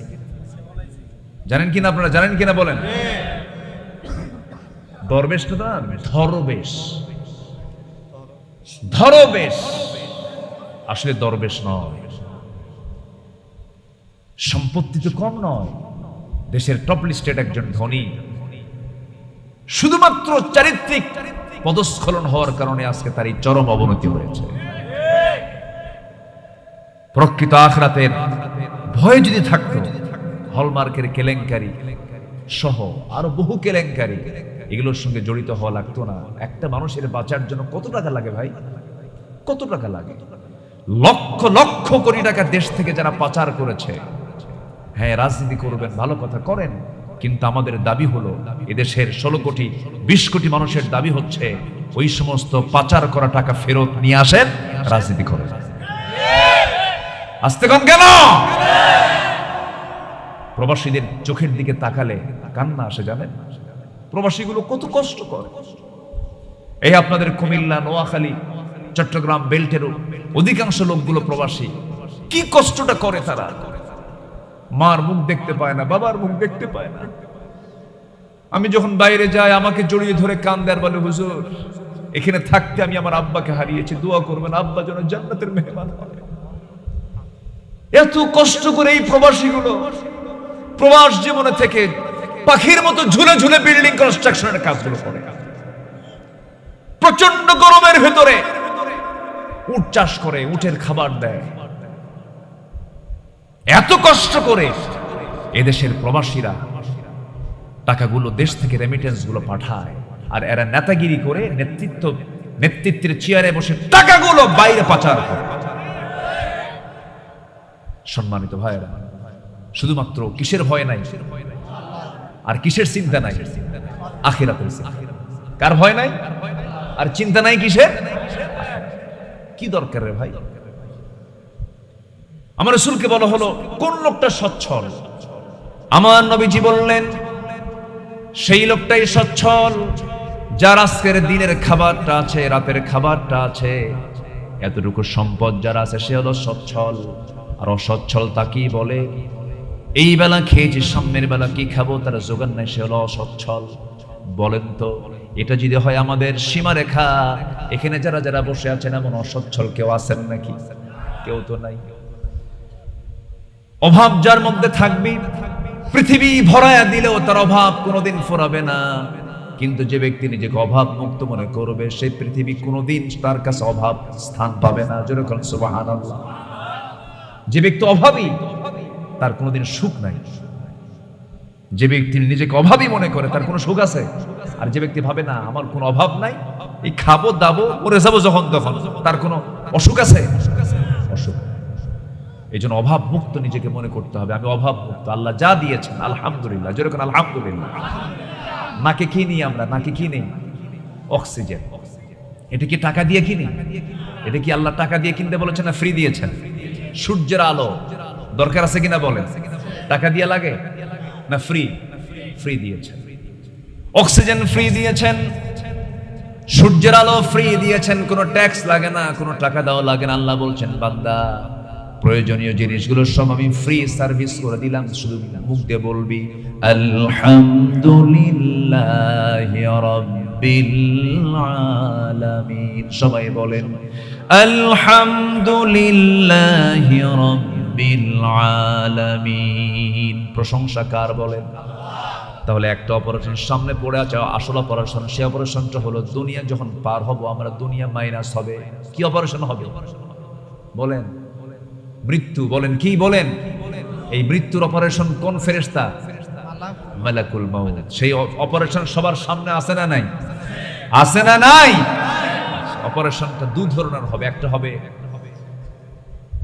সুন্দরভাবে যত্ন করে, শিশু মার কোলে যেমন আলতো করে ঘুমিয়ে পড়ে, শিশু যেমন টের পায় না, এটা একটা ঘুম। আবার কিছু ঘুম আছে যন্ত্রণা। তো আলতো করে ঘুমিয়ে পড়া যেমন শিশু টের পায় না, মালাকুল মাউত ভালো বান্দার যখন জান কবজ করবে, সে আলতো করে ঘুমিয়ে পড়া শিশুর মতো দুনিয়া থেকে বিদায় নিয়ে। অথবা চিমটি কাটার যে একটা কষ্ট, এতটুকু কষ্ট সে অনুভব করবে, এত সুন্দর করে আসান করে তার জানটা কবজ হবে। এরপরেও তো অপারেশন, যন্ত্রণা, মনে হয় কিছুই হবে না নাকি? আসতে বলবেন না, আছে না নাই? আল্লাহ রাব্বুল আলামিন বলেন ওয়াজাআত সাকরাতুল মাউতি বিল হাক্কি যালিকা মা কুনতা মিনহু তাহিদ। মৃত্যুর যন্ত্রণা অবশ্যই আসবে, যা থেকে তুমি পালন করার চেষ্টা করো। সময় যখন হয়ে যাবে, কোনো ক্রমেই সম্ভব নয় তা থেকে তোমার বাঁচার, কারণ যে মাটি থেকে পয়দা হয়েছে সেই মাটিতেই তোমাকে যেতে হবে। যারা পারেন সুন্দর করে আয়াতটা পড়ুন। এটা কিন্তু আয়াত, এটা কিন্তু দোয়া না। মিনহা খালাকনাকুম ওয়া ফিহা নুঈদুকুম ওয়া মিনহা নুখরিজুকুম তারাতান উখরা। সূরা কাফ আয়াত নাম্বার 19। আল্লাহ রাব্বুল আলামিন মৃত্যুর যন্ত্রণার কথা বলেছেন। আবার সূরা তাহা আয়াত নাম্বার 55 বলছেন, মাটি থেকে আমি তোমাদেরকে সৃষ্টি করেছি, মাটিতেই আমি তোমাদেরকে ফিরিয়ে নেব, মাটি থেকে তোমাদেরকে পুনরায় আবার উত্থিত করব, আমার সামনে জিন্দা করে তুলব। দিনের আলোতে কি করেছো, রাতের আধারে কি করেছো, গোপনে কি করেছো, প্রকাশ্যে কি করেছো, কোথায় কোন ফাঁকিবাজি করেছো, প্রত্যেকটা পাই টু পাই হিসাব নেবেন তিনি আমার কে কে কে কে আল্লাহর সামনে দাঁড়িয়ে যাব আমরা নামাজের ভিতরে। আল্লাহর সাথে মহব্বত তৈরি করতে হবে, কারণ সেই মহব্বতটাই থেকে যাবে। স্ত্রী হেরে যাবে, সন্তান হেরে যাবে, পরিবার পরিজন হেরে যাবে, কিন্তু হারাবেন না তিনি কে? আসতে বলেন তিনি কে? মৃত্যুটা কি? এটা জীবন্ত পশুর শরীর থেকে চামড়া টেনে টেনে মাটিতে পা পর্যন্ত নিয়ে আসলে যে যন্ত্রণা হয় তার চেয়েও বেশি যন্ত্রণা হয় মৃত্যুর সময়। ভয়ঙ্কর একটা বিষয়, সেটা সবার সামনে পড়ে আছে। একদিন ওমরে ফারুক রাদিয়াল্লাহু তাআলা আনহু কয় নাম্বার খলিফা বলেন? কি নাম? আবার বলেন। ওমর। আল্লাহ তুমি একটা ওমর আমার দেশে দিয়ে দাও, আমার দেশে একটা ওমর দরকার, বুঝলেন? আমরা সব দেখলাম, সব দেখা শেষ করেছি। আমরা দেখেছি আইয়ুবের শাসন, দেখেছি মুজিবের ভাষণ, জিয়া কেটেছেন খাল, এরশাদের তাল বেতাল, সব দেখা শেষ। আগামীর দেশ কোরআন সুন্নাহর বাংলাদেশ। জোরে বলি ইনশাআল্লাহ।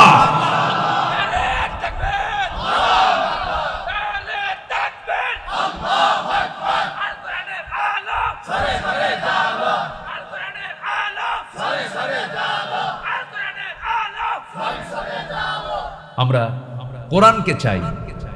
কোরআন যে চায় না সে নামাজ পড়লো সে ইমানদার না, ঠিক কিনা বলেন? কোরআন কার? কোরআন নিয়ে যাদের অ্যালার্জি আছে। কয়েকদিন আগে সৌদি আরবের একজন শায়েখ, একদম প্রধান মুফতি, উনি ওনার একটা ফতুয়াতে উনি বলেছেন, যে ব্যক্তি কোরআনকে শরিয়তের বিধান হিসেবে উপযুক্ত মনে না করে সে কোরআনের ভাষাই হলো চিহ্নিত কাফের। কি কথা কি বুঝতেছেন আপনারা? এরকম কাফের তো মনে হয় আমার দেশে নাই। আসতে বলবেন না, আছে না নাই? কোরআন দিয়ে নামাজ পড়ো, সমাজ কেন গড়ো না? কোরআন দিয়ে নামাজ পড়ো, সমাজ কেন গড়ো না? ও নামাজি, কোরআন দিয়ে নামাজ পড়ো, রাষ্ট্র কেন গড়ো না? ঠিক কিনা? কোরআন দিয়ে নামাজ হবে, সমাজ হবে। জোরে বলি ইনশাআল্লাহ, আর জোরে বলি ইনশাআল্লাহ। তাহলে মৃত্যুর যন্ত্রণা আছে না নাই? সহজ না কঠিন? কেমন কঠিন? এটা না আসা পর্যন্ত বোঝা যাবে না, আন্দাজ করা খুব কঠিন। সাইয়েদনা ওমর ফারুক কয় নাম্বার খলিফা? অনেকদিন আগে এক মাহফিলে বললাম, ওমর ফারুককে চিনেন কে? সামনে থেকে এক ছেলে দাঁড়ায়, হুজুর আমি চিনি। কে? আমাদের বাড়ির দোতলায় ভাড়া থাকে। বুঝলেন?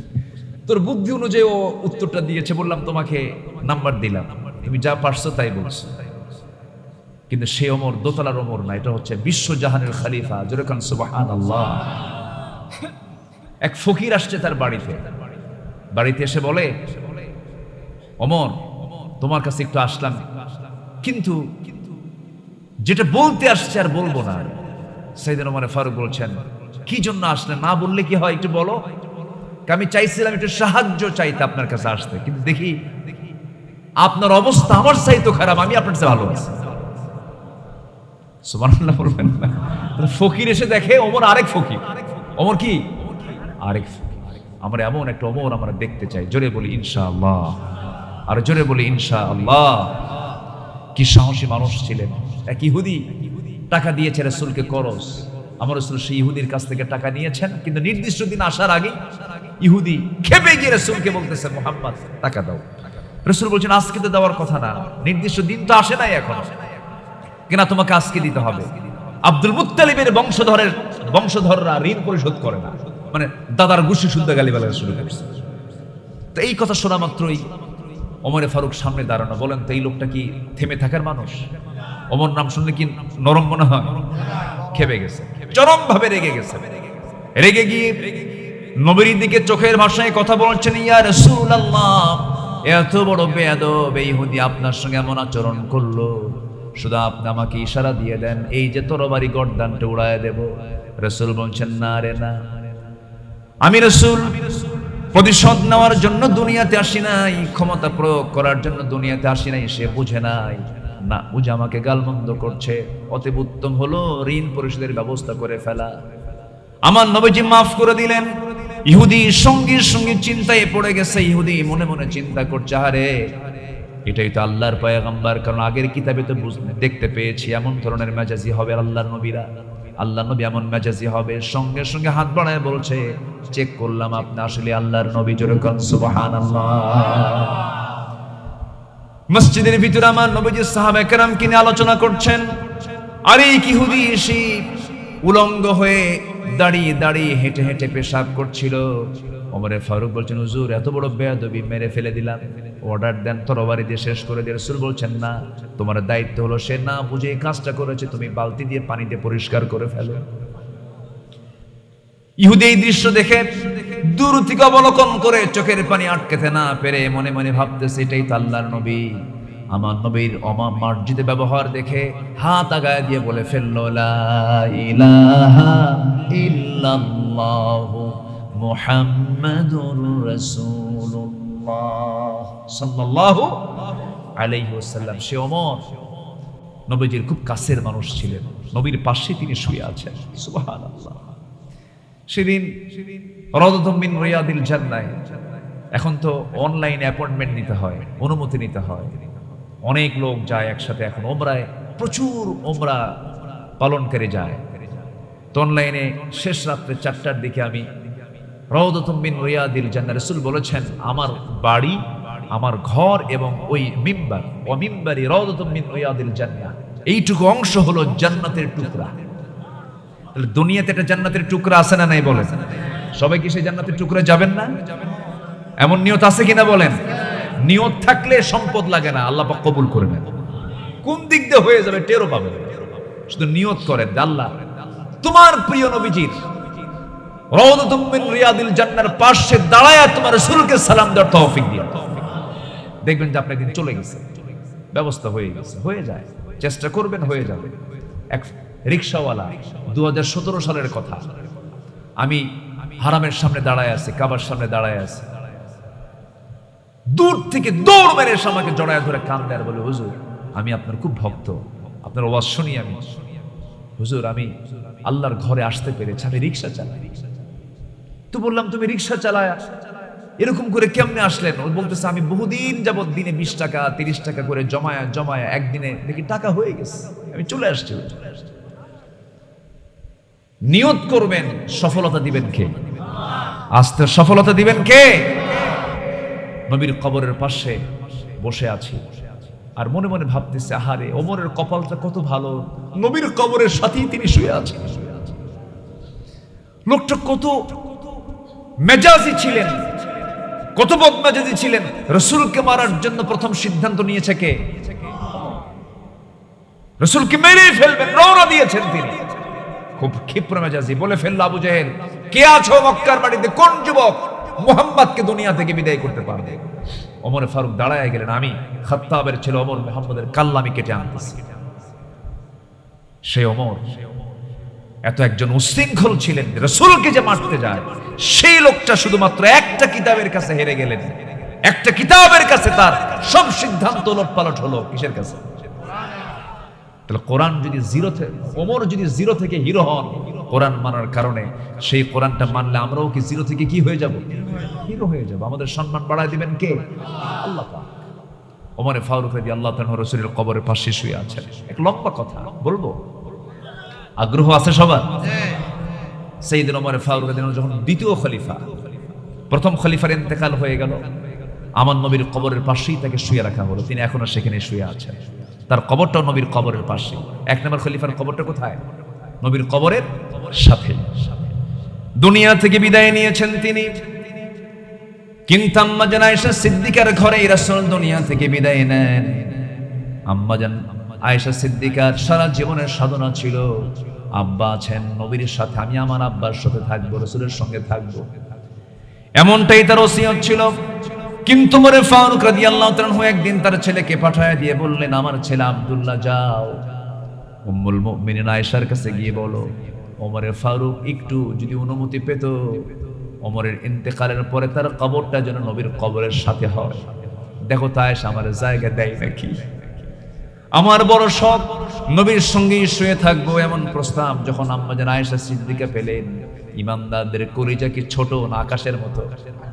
আকাশের মতো এমন প্রস্তাব যখন দেওয়া হলো, আম্মাজান আয়েশা সিদ্দিকা চোখের পানি আটকাতে পারলেন না, কাঁদতে কাঁদতে এক পর্যায়ে বলেই ফেললেন, এত বড় একজন শাসক খলিফাতুল মুসলিমিন, যার ব্যাপারে আমার রাসূল বলেছেন আমার পরে যদি কোনো নবী হতো লাকানা ওমর, আমার ওমর নবী হয়ে যেত। সে ওমর যখন চাচ্ছে আমার কাছ থেকে জায়গা, আমি আমার অংশটুকু ওমরে দিয়ে দিলাম।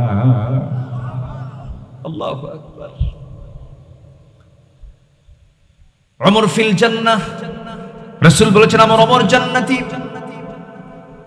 ওমর ফারুক রাদিয়াল্লাহু জান্নাতের লকব পেয়েছিলেন, কিন্তু এত বড় ভয় পেতেন কবরকে, মৃত্যুকে তিনি এত ভয় পেতেন। ওমর ফারুক রাদিয়াল্লাহু একদিন রাতের বেলা জনগণকে দেখার জন্য বের হয়েছেন।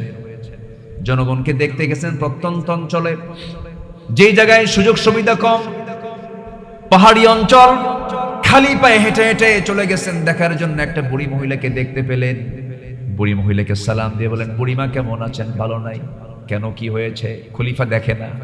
কে দেখে না? সামনে কে দাঁড়ায় আছে? ওমর দাঁড়ায় আছে। খলিফা দেখে না, কেমনে দেখবে? এত দূর এই প্রত্যন্ত অঞ্চলে আপনাকে খলিফা কেমন করে দেখবে? একটু ভুল হয়েছে। এবার মহিলা জবাব দিচ্ছে, বৃদ্ধা নারী জবাব দিচ্ছে, এটা যদি দূর মনে হয় খলিফার কাছে, সেই দায়িত্ব পালন করার কি দরকার ছিল? কেঁদে ফেললেন তিনি। কিন্তু মহিলা জানে না কার সঙ্গে কথা বলে। সে সাথে ছিলেন আলী রাদিয়াল্লাহু তাআলা আনহু। সাইয়েদনা আলী তার সফর সঙ্গী ছিলেন। দূর থেকে বলছেন, আলী এই দিকে আসো। দুইজন কথোপকথন চলছিল, হঠাৎ করে আমিরুল মুমিনিন শব্দটা বলে ফেলেছেন। মহিলা আঁচ করতে পেরেছে, আমি তো ভুল করে কথা বললাম, এটাই তো ওমর। ওমর ফারুক বলছেন, মহিলা আমি যে দোষটা করেছি আপনার কাছে, যে ভুলটা করেছি, আমি আপনার পাওনা আমি দিতে চাই। কি পরিমাণ সম্পদ আপনি গ্রহণ করলে পরে আপনি আমার বিরুদ্ধে অভিযোগ দিবেন না? আপনি আমাকে মাফ করে দিবেন। মহিলা বলছে, আমার সঙ্গে তামসা করছো নাকি? কে না, রিয়ালি বলছে আমি। কিছু দিনারের পরিমাণ কিছু দিনারের বিনিময়ে কমিটমেন্ট হয়ে গেল, চুক্তি হলো। 25 দিনারের বিনিময়ে চুক্তি হয়ে গেল। 25 দিনারের বিনিময়ে চুক্তি হয়ে গেল। আমার কোনো অভিযোগ কিয়ামতের দিন থাকবে না। যখন তিনি অভিযোগ উঠায় নিলেন, সঙ্গে সঙ্গে ওমর ফারুক বলছেন, আলী এদিকে আসো, একটা কাগজ নাও, কলম নাও। মহিলার কাছ থেকে লিখিত করে নিলেন, আদালতে আখিরাতে আমি বৃদ্ধা নারী ওমরের বিরুদ্ধে আমি কোনো অভিযোগ রাখলাম না। ওই চিঠিখানা হাতের মধ্যে নিলেন, নিয়ে বাড়িতে আসলেন। বাড়িতে এসে সন্তানদেরকে ওসিয়ত করলেন, শোনো আমার সন্তানরা, আমার লাশ যখন কবরে চলে যাবে, এই চিঠিখানা কবরের সঙ্গে দিয়ে দিবা, আমার লাশের সঙ্গে দিয়ে দিবা, কাফনের কবরের সঙ্গে দিবা। আমি আল্লাহকে বলবো, আল্লাহ তোমার বান্দার প্রতি আমি কোনো জুলুম করি নাই। জোরে বলুন সুবহানাল্লাহ। আমার বন্ধুগণ, কার ভয়? কিসের চিন্তা? আখিরাতের চিন্তা। সেই সাইয়েদনা ওমর ফারুক রাদিয়াল্লাহু তাআলা আনহু একদিন কাব রাদিয়াল্লাহু আনহুকে বলছেন মৃত্যুর যন্ত্রণার ব্যাপারে। তিনি বললেন, কাব একটু বলো তো মৃত্যুর যন্ত্রণা কেমন? তিনি বলছেন, এই জন্য এমন একটা যন্ত্রণা, মানুষের পেটের মধ্যে যদি কাঁটাওয়ালা যদি ডাল ঢুকানো হয়। কিওয়ালা? কাঁটাওয়ালা ডাল ঢুকানো হয়। কাঁটাওয়ালা ডাল ঢুকানোর পরে টান মারতে নিয়ে যদি কিছু ওই কাঁটার সঙ্গে কিছু নারী পরে বের হয়ে আসে, আর কিছু অংশ যদি থেকে যায়, যেমনটা অসহ যন্ত্রণা হবে, তার চেয়ে অসহ যন্ত্রণা হলো মানুষের মৃত্যুর যন্ত্রণা। এত ভয়ঙ্কর সময় সবার সামনে পড়ে আছে। রাসূল যখন দুনিয়া থেকে বিদায় নেবেন, নবীজির বারবার কষ্ট হচ্ছিল। আমার নবীজি সেই সময় করলেন কি, নবীজি ঘন ঘন পানি হাতের মধ্যে নিয়ে মুখের মধ্যে পানি বারবার ছিটাচ্ছেন আর বলছেন, খুব কষ্ট হচ্ছে, খুব যন্ত্রণা হচ্ছে। লা ইলাহা ইল্লাল্লাহ ইন্না লিল মাউতি সাকারাত আকসিরু যিকরা হাদিমিল লাযযাত। অধিক পরিমাণে তোমার আনন্দ ধ্বংসকারী মৃত্যুকে তোমরা স্মরণ করো, যে কোনো সময় মৃত্যু তোমার সামনে চলে আসবে। রাসূলকে প্রশ্ন করা হলো, হুজুর আপনি বলুন তো সবচেয়ে চালাক লোকটাকে? রাসূল বলছেন, ক্বালা আকসারুকুম যিকরুল মাউত। ওই লোকটা সবচেয়ে বেশি চালাক, যে মৃত্যুর কথা বেশি বেশি স্মরণ করে। এই দুনিয়া ছেড়ে আমি আপনি চলে যাব, কেউ বাঁচার জন্য আসি নাই, কিন্তু সফলতা হলো, কোন সফলতা? সেটা হলো ফামান যুহযিহা আনিন নারি ওয়া উদখিলাল জান্নাতা ফাকাদ ফাস ওয়া মাল হায়াতুদ দুনিয়া ইল্লা মাতাউল গুরুর। জোরে বলুন আল্লাহু আকবার। আমার বন্ধুগণ, একটা পার্ট চলে গেল মৃত্যু। মৃত্যুর পরে আমাকে আপনাকে থাকতে হবে কোথায়? বলেন বলেন। হয়তো অনেকে বলবেন, হুজুর বিমানে মরলেও কবর পাবে কোথায়, সাগরে মরলেও কবর পাবে কোথায়? কিন্তু কবর এটা হচ্ছে বারজাখ, এটা একটা জায়গা। আপনি যেখানেই মরেন না কেন, আপনার জন্য একটা প্লেস থাকবে। কিয়ামত আসা পর্যন্ত আপনাকে এই একটা টাইম, মানে যেরকম এখন অন্তর্বর্তীকালীন একটা সরকার আছে, এটা কি মূল সরকার না, একটা টাইম, এই একটা অন্তর্বর্তীকালীন একটা টাইম আমার আপনার জন্য বরাদ্দ হবে, তা হচ্ছে আলেমে বারজাখ, কবর। এই কবর শেষ হবে। কবর কি সহজ জায়গা না কঠিন জায়গা? আজ থেকে সহজ না কঠিন? শুধু কঠিন না মহা কঠিন? মহা কঠিন। একটু ভাবতে হবে, মাঝে মাঝে একটু চোখ বন্ধ করবো আমরা, চোখ বন্ধ করে ভাববো, আমি কে, আমি ছিলাম কোথায়, আমি আছি কোথায়, আমি যাব কোথায়, আমার শেষ অবস্থানটা কোথায়? একটু নিজেকে নিয়ে ভাবতে পারলে, মান আরাফা নাফসাহু ফাকাদ আরাফা রাব্বাহু, যে নিজেকে চিনতে পারবে সে আল্লাহকে চিনতে পারবে। একটু ভাবতে হবে, একটু ভাবনা করা। গরুর কোনো ভাবনা আছে? গরু খায়, পায়খানা করে আর ঘুমায়, কিন্তু মানুষের ভাবনা আছে না নাই? আছে। চিন্তা আছে যার, ঈমান আছে তার। চিন্তা নাই যার, ঈমান নাই তার। চিন্তা করতে হবে। আল্লাহ পাক মানুষকে চিন্তাশীল করেছেন, আল্লাহ পাক জ্ঞান দিয়েছেন, বিবেক নামক রাডার দিয়েছেন। যার বিবেকটা নিরপেক্ষ, যার বিবেক জাগ্রত, সে জান্নাতি। আল্লাহু আকবার।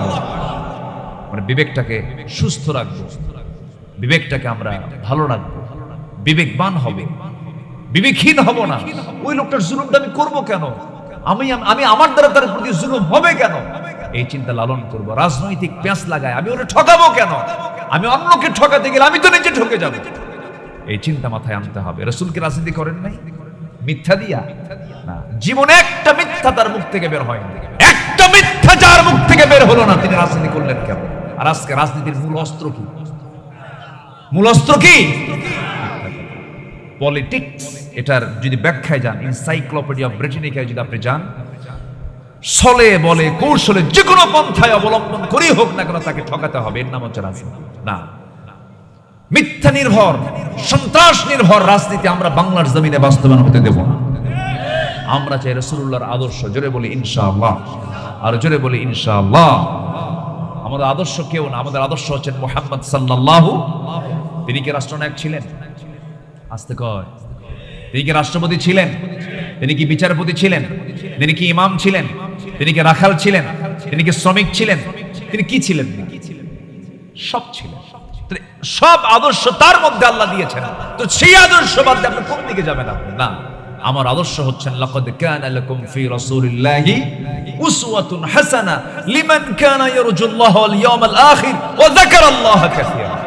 আমার আদর্শ একজন, তিনি হচ্ছেন মুহাম্মদ সাল্লাল্লাহু। কি সম্মান তার, কি মর্যাদা তার। রাসূল হাঁটতেন ওই প্রখর রোদের আলোতে। আরবের রোদগুলো কি মানে মিষ্টি মিষ্টি, 55-60 ডিগ্রি সেলসিয়াস তাপমাত্রা, মনে হয় এখন আগুন ধরে যাবে, এত গরম।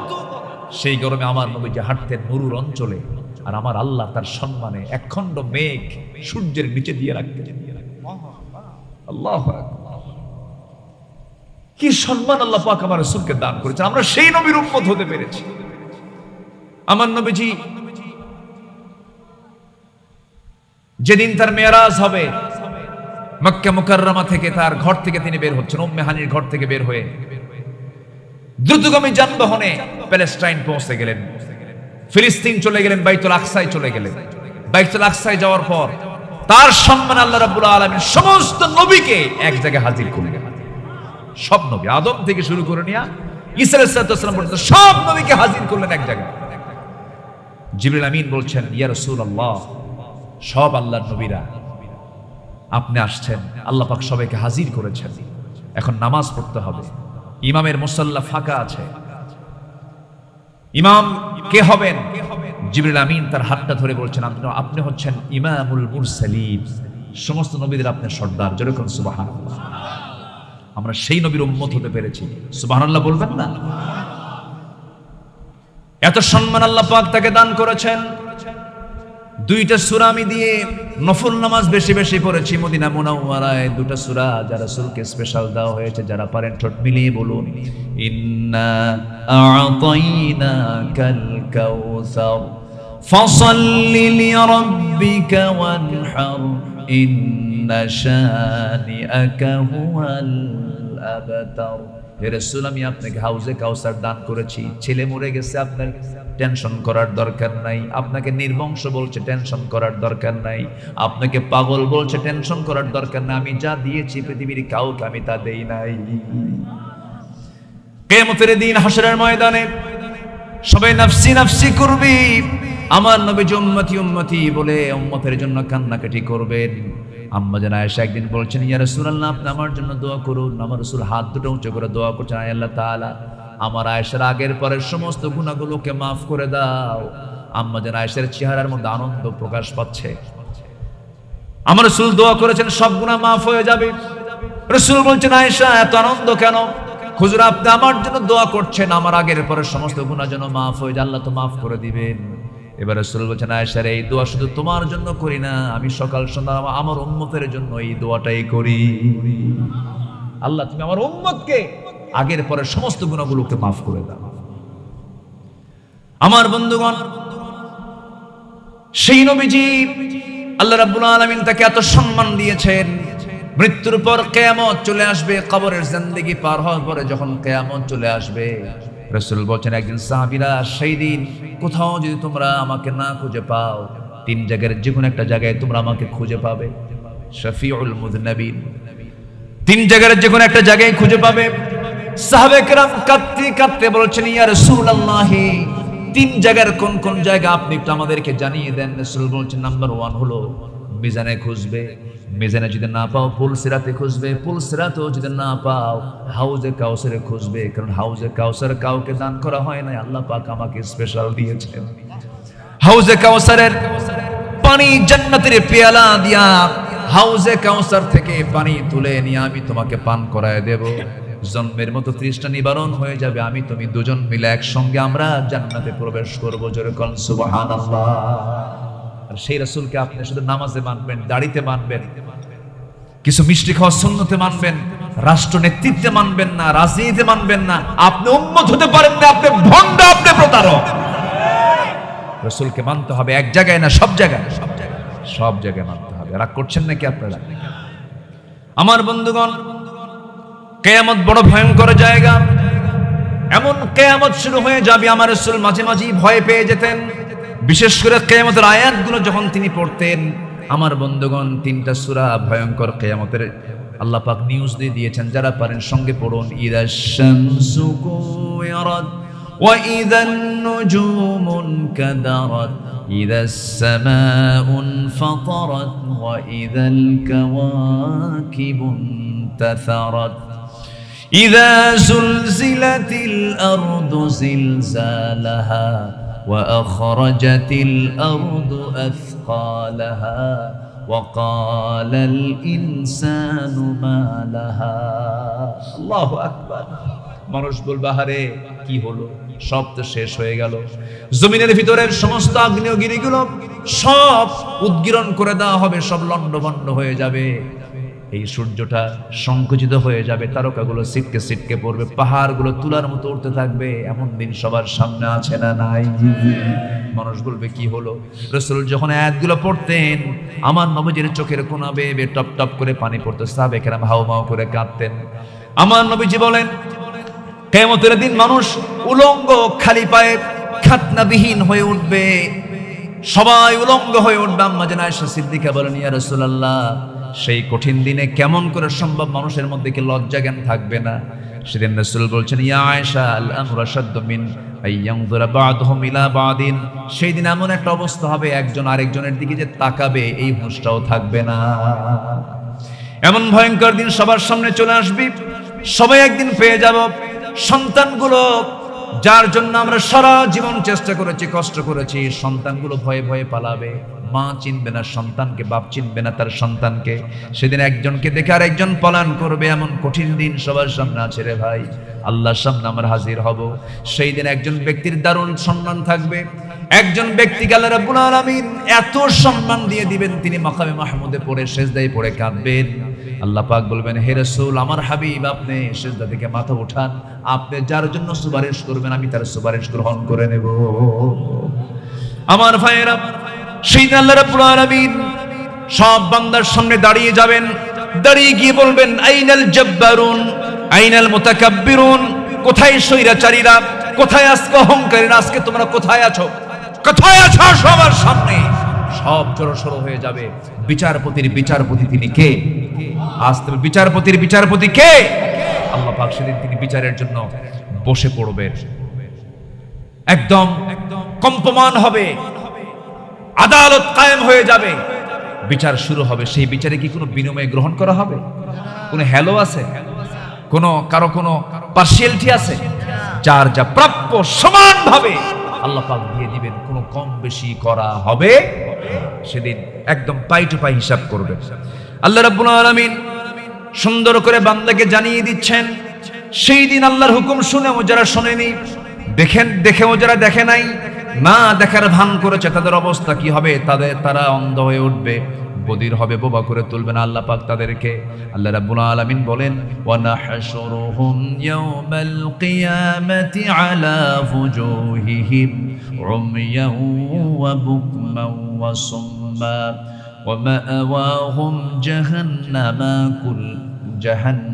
কুল্লামা খাবাত জিদনাহুম সাঈরা। জোরে বলুন আল্লাহু আকবার। ভয়ঙ্কর দিন সবার সামনে আছে রে ভাই। এই ভয়ঙ্কর পরিণতি দেখে তারা শেষ পর্যন্ত নিজের স্ত্রী সন্তানকে মুক্তিপণ হিসাবে দিতে চাইবে। ভয়াবহ দৃশ্য সম্পর্কে আল্লাহ বলছেন, ইয়াওয়াদ্দুল মুজরিমু লাউ ইফতাদি মিন আযাবি ইয়াওমাইযিন বিবানিহি ওয়া সাহিবাতিহি ওয়া আখিহি ওয়া ফাসিলাতিহি আল্লাতী তুযিহি। জোরে বলুন আল্লাহু আকবার। আমার বন্ধুগণ, শেষ পর্যন্ত কোনোভাবেই বাঁচার কোনো পথ না পেয়ে নিজের হাত নিজেই কামড়াবে, আফসোস করবে, বলবে, ইয়া লাইতানি কুনতু তুরাবা, ইয়া লাইতানি ইত্তাখাযতু মা'আর রাসূলি সাবিলা, ইয়া লাইতানি কদ্দামতু লিহায়াতি। আরে কি ভুলটা করছি, আগে যদি সমস্ত আমলগুলো করে যদি পাঠায়া দিতাম। আল্লাহ পাক বলছেন, বান্দারে, সেই কঠিন দিনে আমার আরশের আজিমের ছায়া ছাড়া কোনো ছায়া থাকবে না। সে আরশ আজিমের ছায়ায় আমি 7 শ্রেণীকে আরশ আজিমের ছায়ায় জায়গা দেব। জোরে বলুন সুবহানাল্লাহ। কয় শ্রেণীকে? আসতে বলবেন না, কয় শ্রেণী বলেন? শুনবেন। আগ্রহ আছে না? শেষ করে দেব আমি, আর কিছুক্ষণ শোনেন। জোরে বলি ইনশাআল্লাহ। এই 7 শ্রেণীর যে কোনো একটা শ্রেণী যদি হতে পারি আমরা, আরশ আজিমের ছায়া আমরা সেই কঠিন দিনে জায়গা পেয়ে যাব।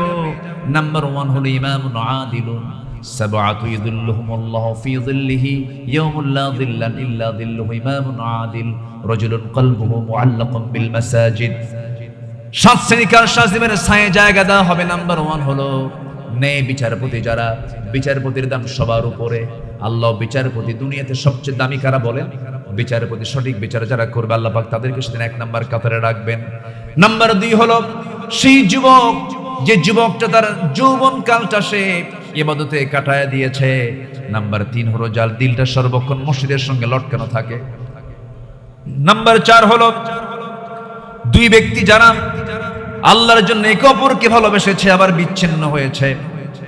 নাম্বার 5 হলো এমন ব্যক্তি, এমন ধরনের ব্যক্তি, এমন ধরনের যুবক যাকে সুন্দরী নারী প্রেমের প্রস্তাব দেওয়ার পরও সে বলে ফেলেছে ইন্না খাফুল্লাহ, আমি আল্লাহকে ভয় করি। রাজুলুন ইযা দাআতহু ইমরাতান যাত হাসাবিন ওয়া জামালিন ইন্না খাফুল্লাহ, সে বলে ফেলেছে আমি আল্লাহকে ভয় করি। আল্লাহ পাক বলছেন সেই কঠিন কণ্ঠকে কীর্ণ ময়দানে আমি আল্লাহ রাব্বুল আলামিন নিজে আর শাজিমের ছায়া আমি তার জায়গা দিয়ে দেব। যুবকগণ সুবহানাল্লাহ। যুবকরা বিলের মধ্যে ভয় থাকতে হবে কার? আসতে বলবেন না কার? বিয়ে করেছো, নতুন বউ ঘরে এনেছো, সুন্দরী বউ তোমার, 2 বছর বিয়ের বয়স, বাচ্চা একটা হয়ে গেছে, হঠাৎ করে তুমি রোড অ্যাক্সিডেন্ট করে হোন্ডা চালাতে নিয়ে মারা গেছো, তোমার ইন্তেকাল হয়ে গেছে, বাচ্চার বয়স 1 বছর, তোমার বউটা বিধবা হয়ে গেছে, তোমার সন্তানটা এতিম হয়ে গেছে, শ্বশুর বাড়ির লোকজন এসে তোমার বউটাকে নিয়ে চলে যাবে, তোমার বউ কান্না থামে না, বেহুশ হয়ে যায়। 1 মাস পরে তার মুখে হাসি ফুটবে, 6 মাস পর ওই তোমার স্ত্রীর বাপ মা, তোমার শ্বশুর শাশুড়ি তাকে বিয়ের জন্য অস্থির হয়ে যাবে, বিয়ে শাদী দিয়ে দেবে।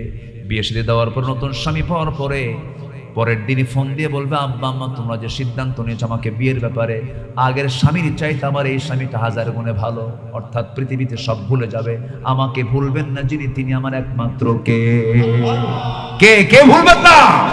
আল্লাহ ভুলবেন না। সকল মায়া, সকল মোহাব্বত অভিনয়, এই পৃথিবীর সকল কিছু অভিনয় ছাড়া কিচ্ছু নয়, একমাত্র অভিনয় মুক্ত একমাত্র প্রকৃত ভালোবাসা কার? ভালোবাসা। আল্লাহ বলছেন বান্দারে যখন তুই আমার দিকে 1 হাত আগাস আমি তোর দিকে 10 হাত আগাই। বান্দা তুই আমার দিকে যখন হেঁটে হেঁটে আসিস আমি তোর দিকে দৌড়া দৌড়ে চলে যাই। বান্দার আমি তোর জন্য জান্নাত দেবার জন্য অস্থির হয়ে যাই। বান্দা তুই আমার দিকে আয়, আমি তোর সমস্ত গুনাহগুলো মাফ করব, তওবার মতো তওবা করে আয়। জোরে বল সুবহানাল্লাহ। আল্লাহ রাব্বুল আলামিন বলেন আত-তাইবুনাল আবিদুনাল হামিদুনাস সাইহুনার রাকিউনাস সাজিদুনাল আমিরুনা বিল মা'রুফ ওয়ান নাহুনা আনিল মুনকার والحافظون لحدود الله وبشر المؤمنين। জোরে বলুন আল্লাহু আকবার। আল্লাহ তওবাকারীকে কি জান্নাত দিবেন? আল্লাহ পাক দুনিয়ার মোহ ত্যাগকারীকে জান্নাত দিবেন। আল্লাহর পথে যারা জিহাদ করবে আল্লাহ পাক তাদেরকে জান্নাত দিবেন। আমার বন্ধুগণ আর শাজিমের ছায়ায় কয়জনকে জায়গা দেওয়া হবে বলেন? 7 জনকে জায়গা দেওয়া হবে। 4টা 5টা বলেছে, নাম্বার 6 হলো এমন ব্যক্তিকে আল্লাহ পাক আর শাজিমের ছায়ায় জায়গা দিবেন। ডান হাতে দান করেছে, বাম হাত জানে না, বাম হাত দান করেছে, ডান হাত জানে না, অর্থাৎ গোপনে গোপনে যারা দান করেছে।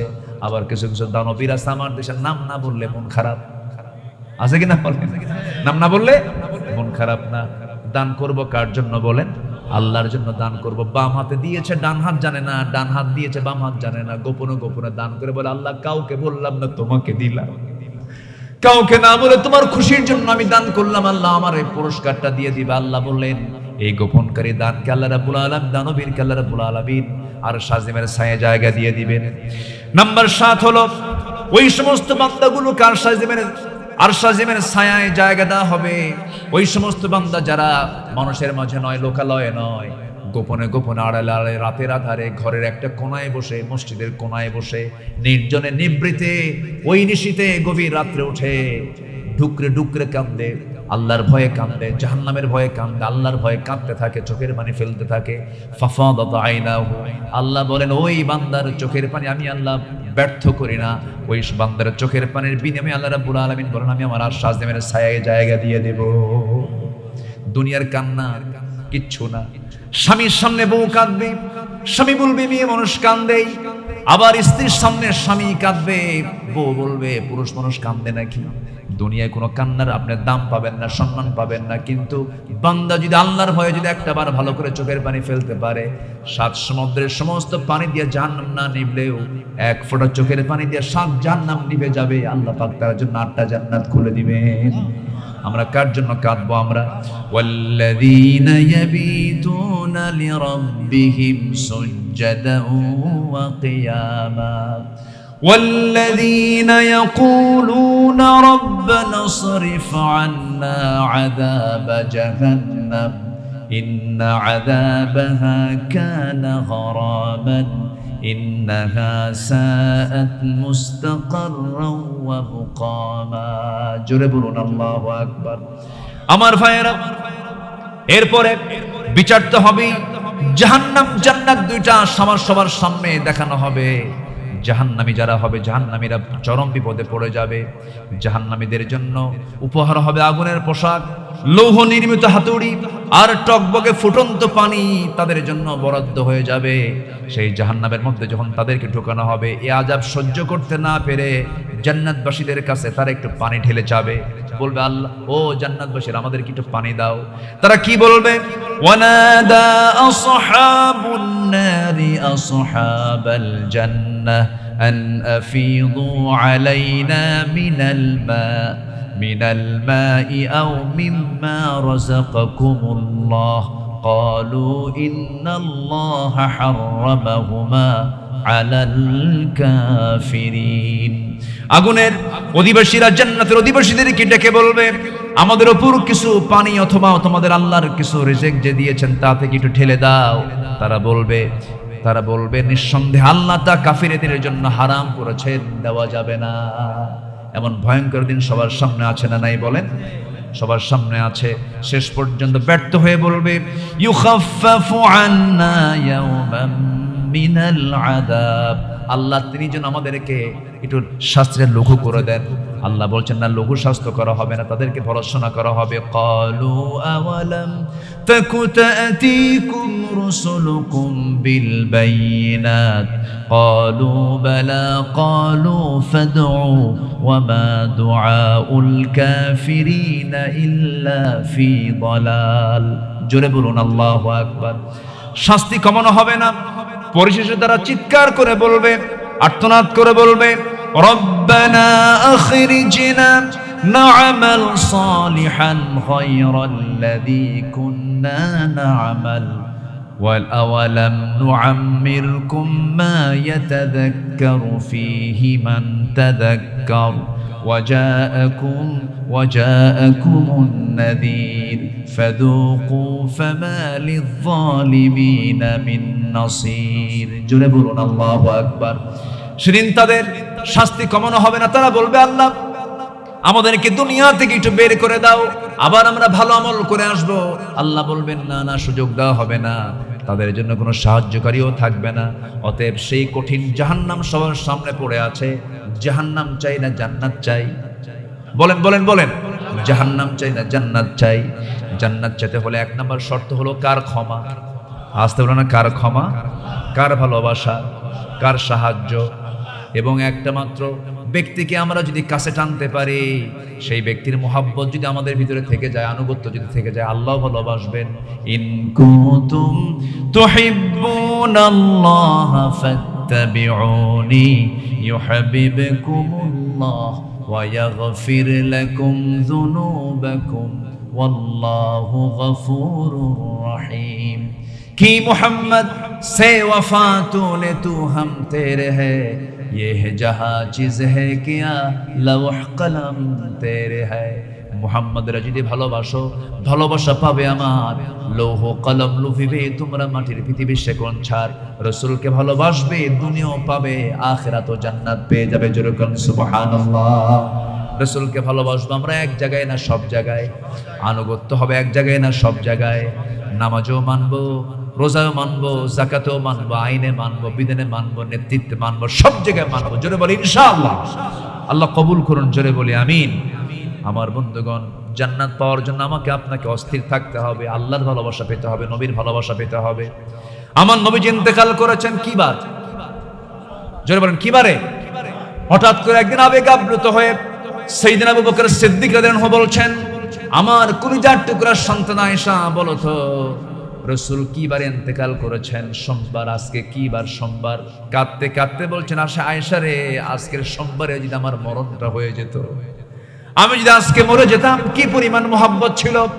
নবীজি না খাওয়া, হঠাৎ করে তার সামনে ভেড়ার কিছু গোশত দেওয়া হলো, তিনি খাচ্ছিলেন। সাইয়েদনা আবু বকর এতটাই খুশি হলেন, বলে ফেললেন, আমারও ক্ষুধা লেগেছে, কিন্তু নবীজির খাওয়া দেখে আমার ক্ষুধা নিবারণ হয়ে গেছে। কি মুহাব্বত গুলো তাদের মধ্যে লালন হয়েছে, রাসূল কি পরিমাণ তারা মুহাব্বত করেছেন। উহুদের ময়দান নিজের চোখে দেখে আসলাম মাত্র 3টা দিন আগে। এই উহুদের ময়দানে রাসূল সবচেয়ে বেশি রক্তাক্ত হয়েছেন, যার মাথায় এক খণ্ড মেঘ সর্বক্ষণ আল্লাহ পাক ছায়া দেওয়ার জন্য রেখে দিতেন, কিন্তু সেই রাসূলকে দাঁত ভাঙা হয়েছে কোন ময়দানে বলেন? উহুদের ময়দানে। নবীজির সুন্দর দুটো দাঁত সামনে ভেঙে পড়েছিল, বাকি সময়টা তিনি দাঁত ভাঙ্গার চেহারা নিয়ে সময়গুলো কাটিয়ে দিয়েছেন। সুন্দর দুটি দাঁত, নবীর চেহারা নষ্ট হয়ে গেছে, দুটো দাঁত ভেঙে চলে গেছে। উহুদের দাঁত হারিয়েছেন, খন্দকে কোমর হারিয়েছেন। রাসূল যখন দুনিয়া থেকে বিদায় হবেন, আম্মা জান আয়েশার ঘর থেকে তিনি বলছেন, আয়েশা রে, আমি দুনিয়া থেকে বিদায় নিচ্ছি, মনে হয় বাঁচবো না, দুনিয়া থেকে বিদায় নেব আমি, যে কোনো মুহূর্তে দুনিয়া থেকে বিদায়ের সময় আমার চলে এসেছে, আমি বিদায় নিয়ে নেব আয়েশা। আমার নবীজি বলছেন, আয়েশার আজান তো দিল, বেলাল আমার আজান দিয়েছে, আমাকে একটু তোলার চেষ্টা করো, পারলেন না। রাসূল বলছেন, আয়েশা রে, আমি আর উঠতে পারবো না, কারণ আমার কোমরটা শেষ হয়ে গেছে। আমার নবীজি উহুদের ময়দানে একটানা 4টা দিন না খেয়ে কোদাল মারতে মারতে খনন করতে করতে কোমরটা কুঁজো হয়ে গিয়েছিল। ওই যে কোমর কুঁজো হয়েছে, তিনি আর কোমর সোজা করে আর কোনোদিন দাঁড়াতে পারেন নাই। যেদিন কায়েমের জন্য বিশ্ব নবীজির কোমর কুঁজো হয়ে যায়, কোমর হারাতে হয়, দাঁত হারাতে হয়, সে আল্লাহর দিনকে বিজয় করার জন্য এমন সুন্নত পালন করার ইরাদা আমাদের সবার মধ্যে আছে, আছে আছে আছে। আল্লাহ কবুল করুন, জোরে বলে আমিন, আরো জোরে আমিন, আরো জোরে আমিন। এই উহুদের ময়দানে রাসূলকে যখন কাফেররা মারতে আসছিল, তীর মারতেছে বৃষ্টির মতো, একজন সাহাবী দাজানা নবীর সামনে দাঁড়ায় গেছে, নড়াচড়া করছেন না। নড়াচড়া হলেই কোনো একটা মিস হয়ে যদি তীর যদি নবীর গায়ে লাগে, রাসূলের সামনে পাহাড়ের মতো দাঁড়ায় গেলেন। তীর আসতেছি, যে দিক দিয়ে তীর আসে সেই দিক দিয়ে তিনি তীরগুলো তার বুকের মধ্যে লাগায় নেন, পিঠের মধ্যে লাগায় নেন। দেখা গেল তার শরীরে 1-2টা তীর বিদ্ধ হওয়ার দাগ নয়, 80টি তীর বিদ্ধ হওয়ার দাগ ফুটে উঠেছে। দাজানা দুনিয়া থেকে বিদায় নিয়ে নিলেন। রাসূলকে সেই জায়গা থেকে উদ্ধার করার জন্য তালহা বিন উবাইদিল্লাহ রাদিয়াল্লাহু তাআলা আনহু আমার নবীকে কোলের মধ্যে তুলে নিয়ে যখন দৌড় মারা শুরু করলেন, কাফেররা তরবারি দিয়ে খোঁচায় মারতেছে, তালহাকে খোঁচাচ্ছে। দেখা গেল তার শরীরে 1-2টা তীর তরবারির গুতা নয়, শতাধিক তরবারির আঘাতগুলো তার গায়ে লেগেছে। রাসূল বলছেন, আমার সাহাবীরা আমার তালহার দিকে তাকায় দেখো, সে মরেও মরে নাই, জীবন্ত শহীদ। জোরে বলেন সুবহানাল্লাহ। সব নবীর ভালোবাসা, এই মুহাব্বত ছাড়া আল্লাহর ভালোবাসা পাওয়া যাবে না। এই পরকালীন চিন্তাগুলো হৃদয়ে লালন করে বাকি জীবনটা যদি সাজাতে পারি, আজান যখন হবে ইমানদারের দিলটা অস্থির হয়ে যাবে। কোথায় যাওয়ার জন্য বলেন? মসজিদে যাওয়ার জন্য। সবাইকে নামাজ পড়তে রাজি আছেন? 5 ওয়াক্ত নামাজ পড়তে রাজি আছেন? কারা কারা একটা হাত তুলে দেখান দেখি। জোরে বলি ইয়া আল্লাহ, আর জোরে বলি ইয়া আল্লাহ। আমাদেরকে 5 ওয়াক্ত সালাত আদায় করার তৌফিক তুমি আল্লাহ দিয়া দাও। জোরে বলি আমিন, আরো জোরে আমিন, আরো জোরে আমিন। আল্লাহ কবুল করুন, আল্লাহ কবুল করুন। আমি অনেক সময় নিয়ে ফেলেছি, আপনাদেরকে কষ্ট দিয়েছি, যতটুকু হয়েছে বলি আলহামদুলিল্লাহ। এই যুব সমাজ, বিশেষ করে নাইম, কোথায় নাইম না নিয়ামুল, অনেক কষ্ট করে আমার সঙ্গে যোগাযোগ করেছে। তারা টেনশনে ছিল যে আমি আসতে পারি কিনা। আমি এসেছি, আমি খুবই খুশি হয়েছি। এই উন্মুক্ত মঞ্চে সুন্দর পরিবেশে জান্নাতি মানুষগুলো কিনা আমি কথা বলার সুযোগ পেলাম। আমি আল্লাহ শুকরিয়া আদায় করছি, আলহামদুলিল্লাহ।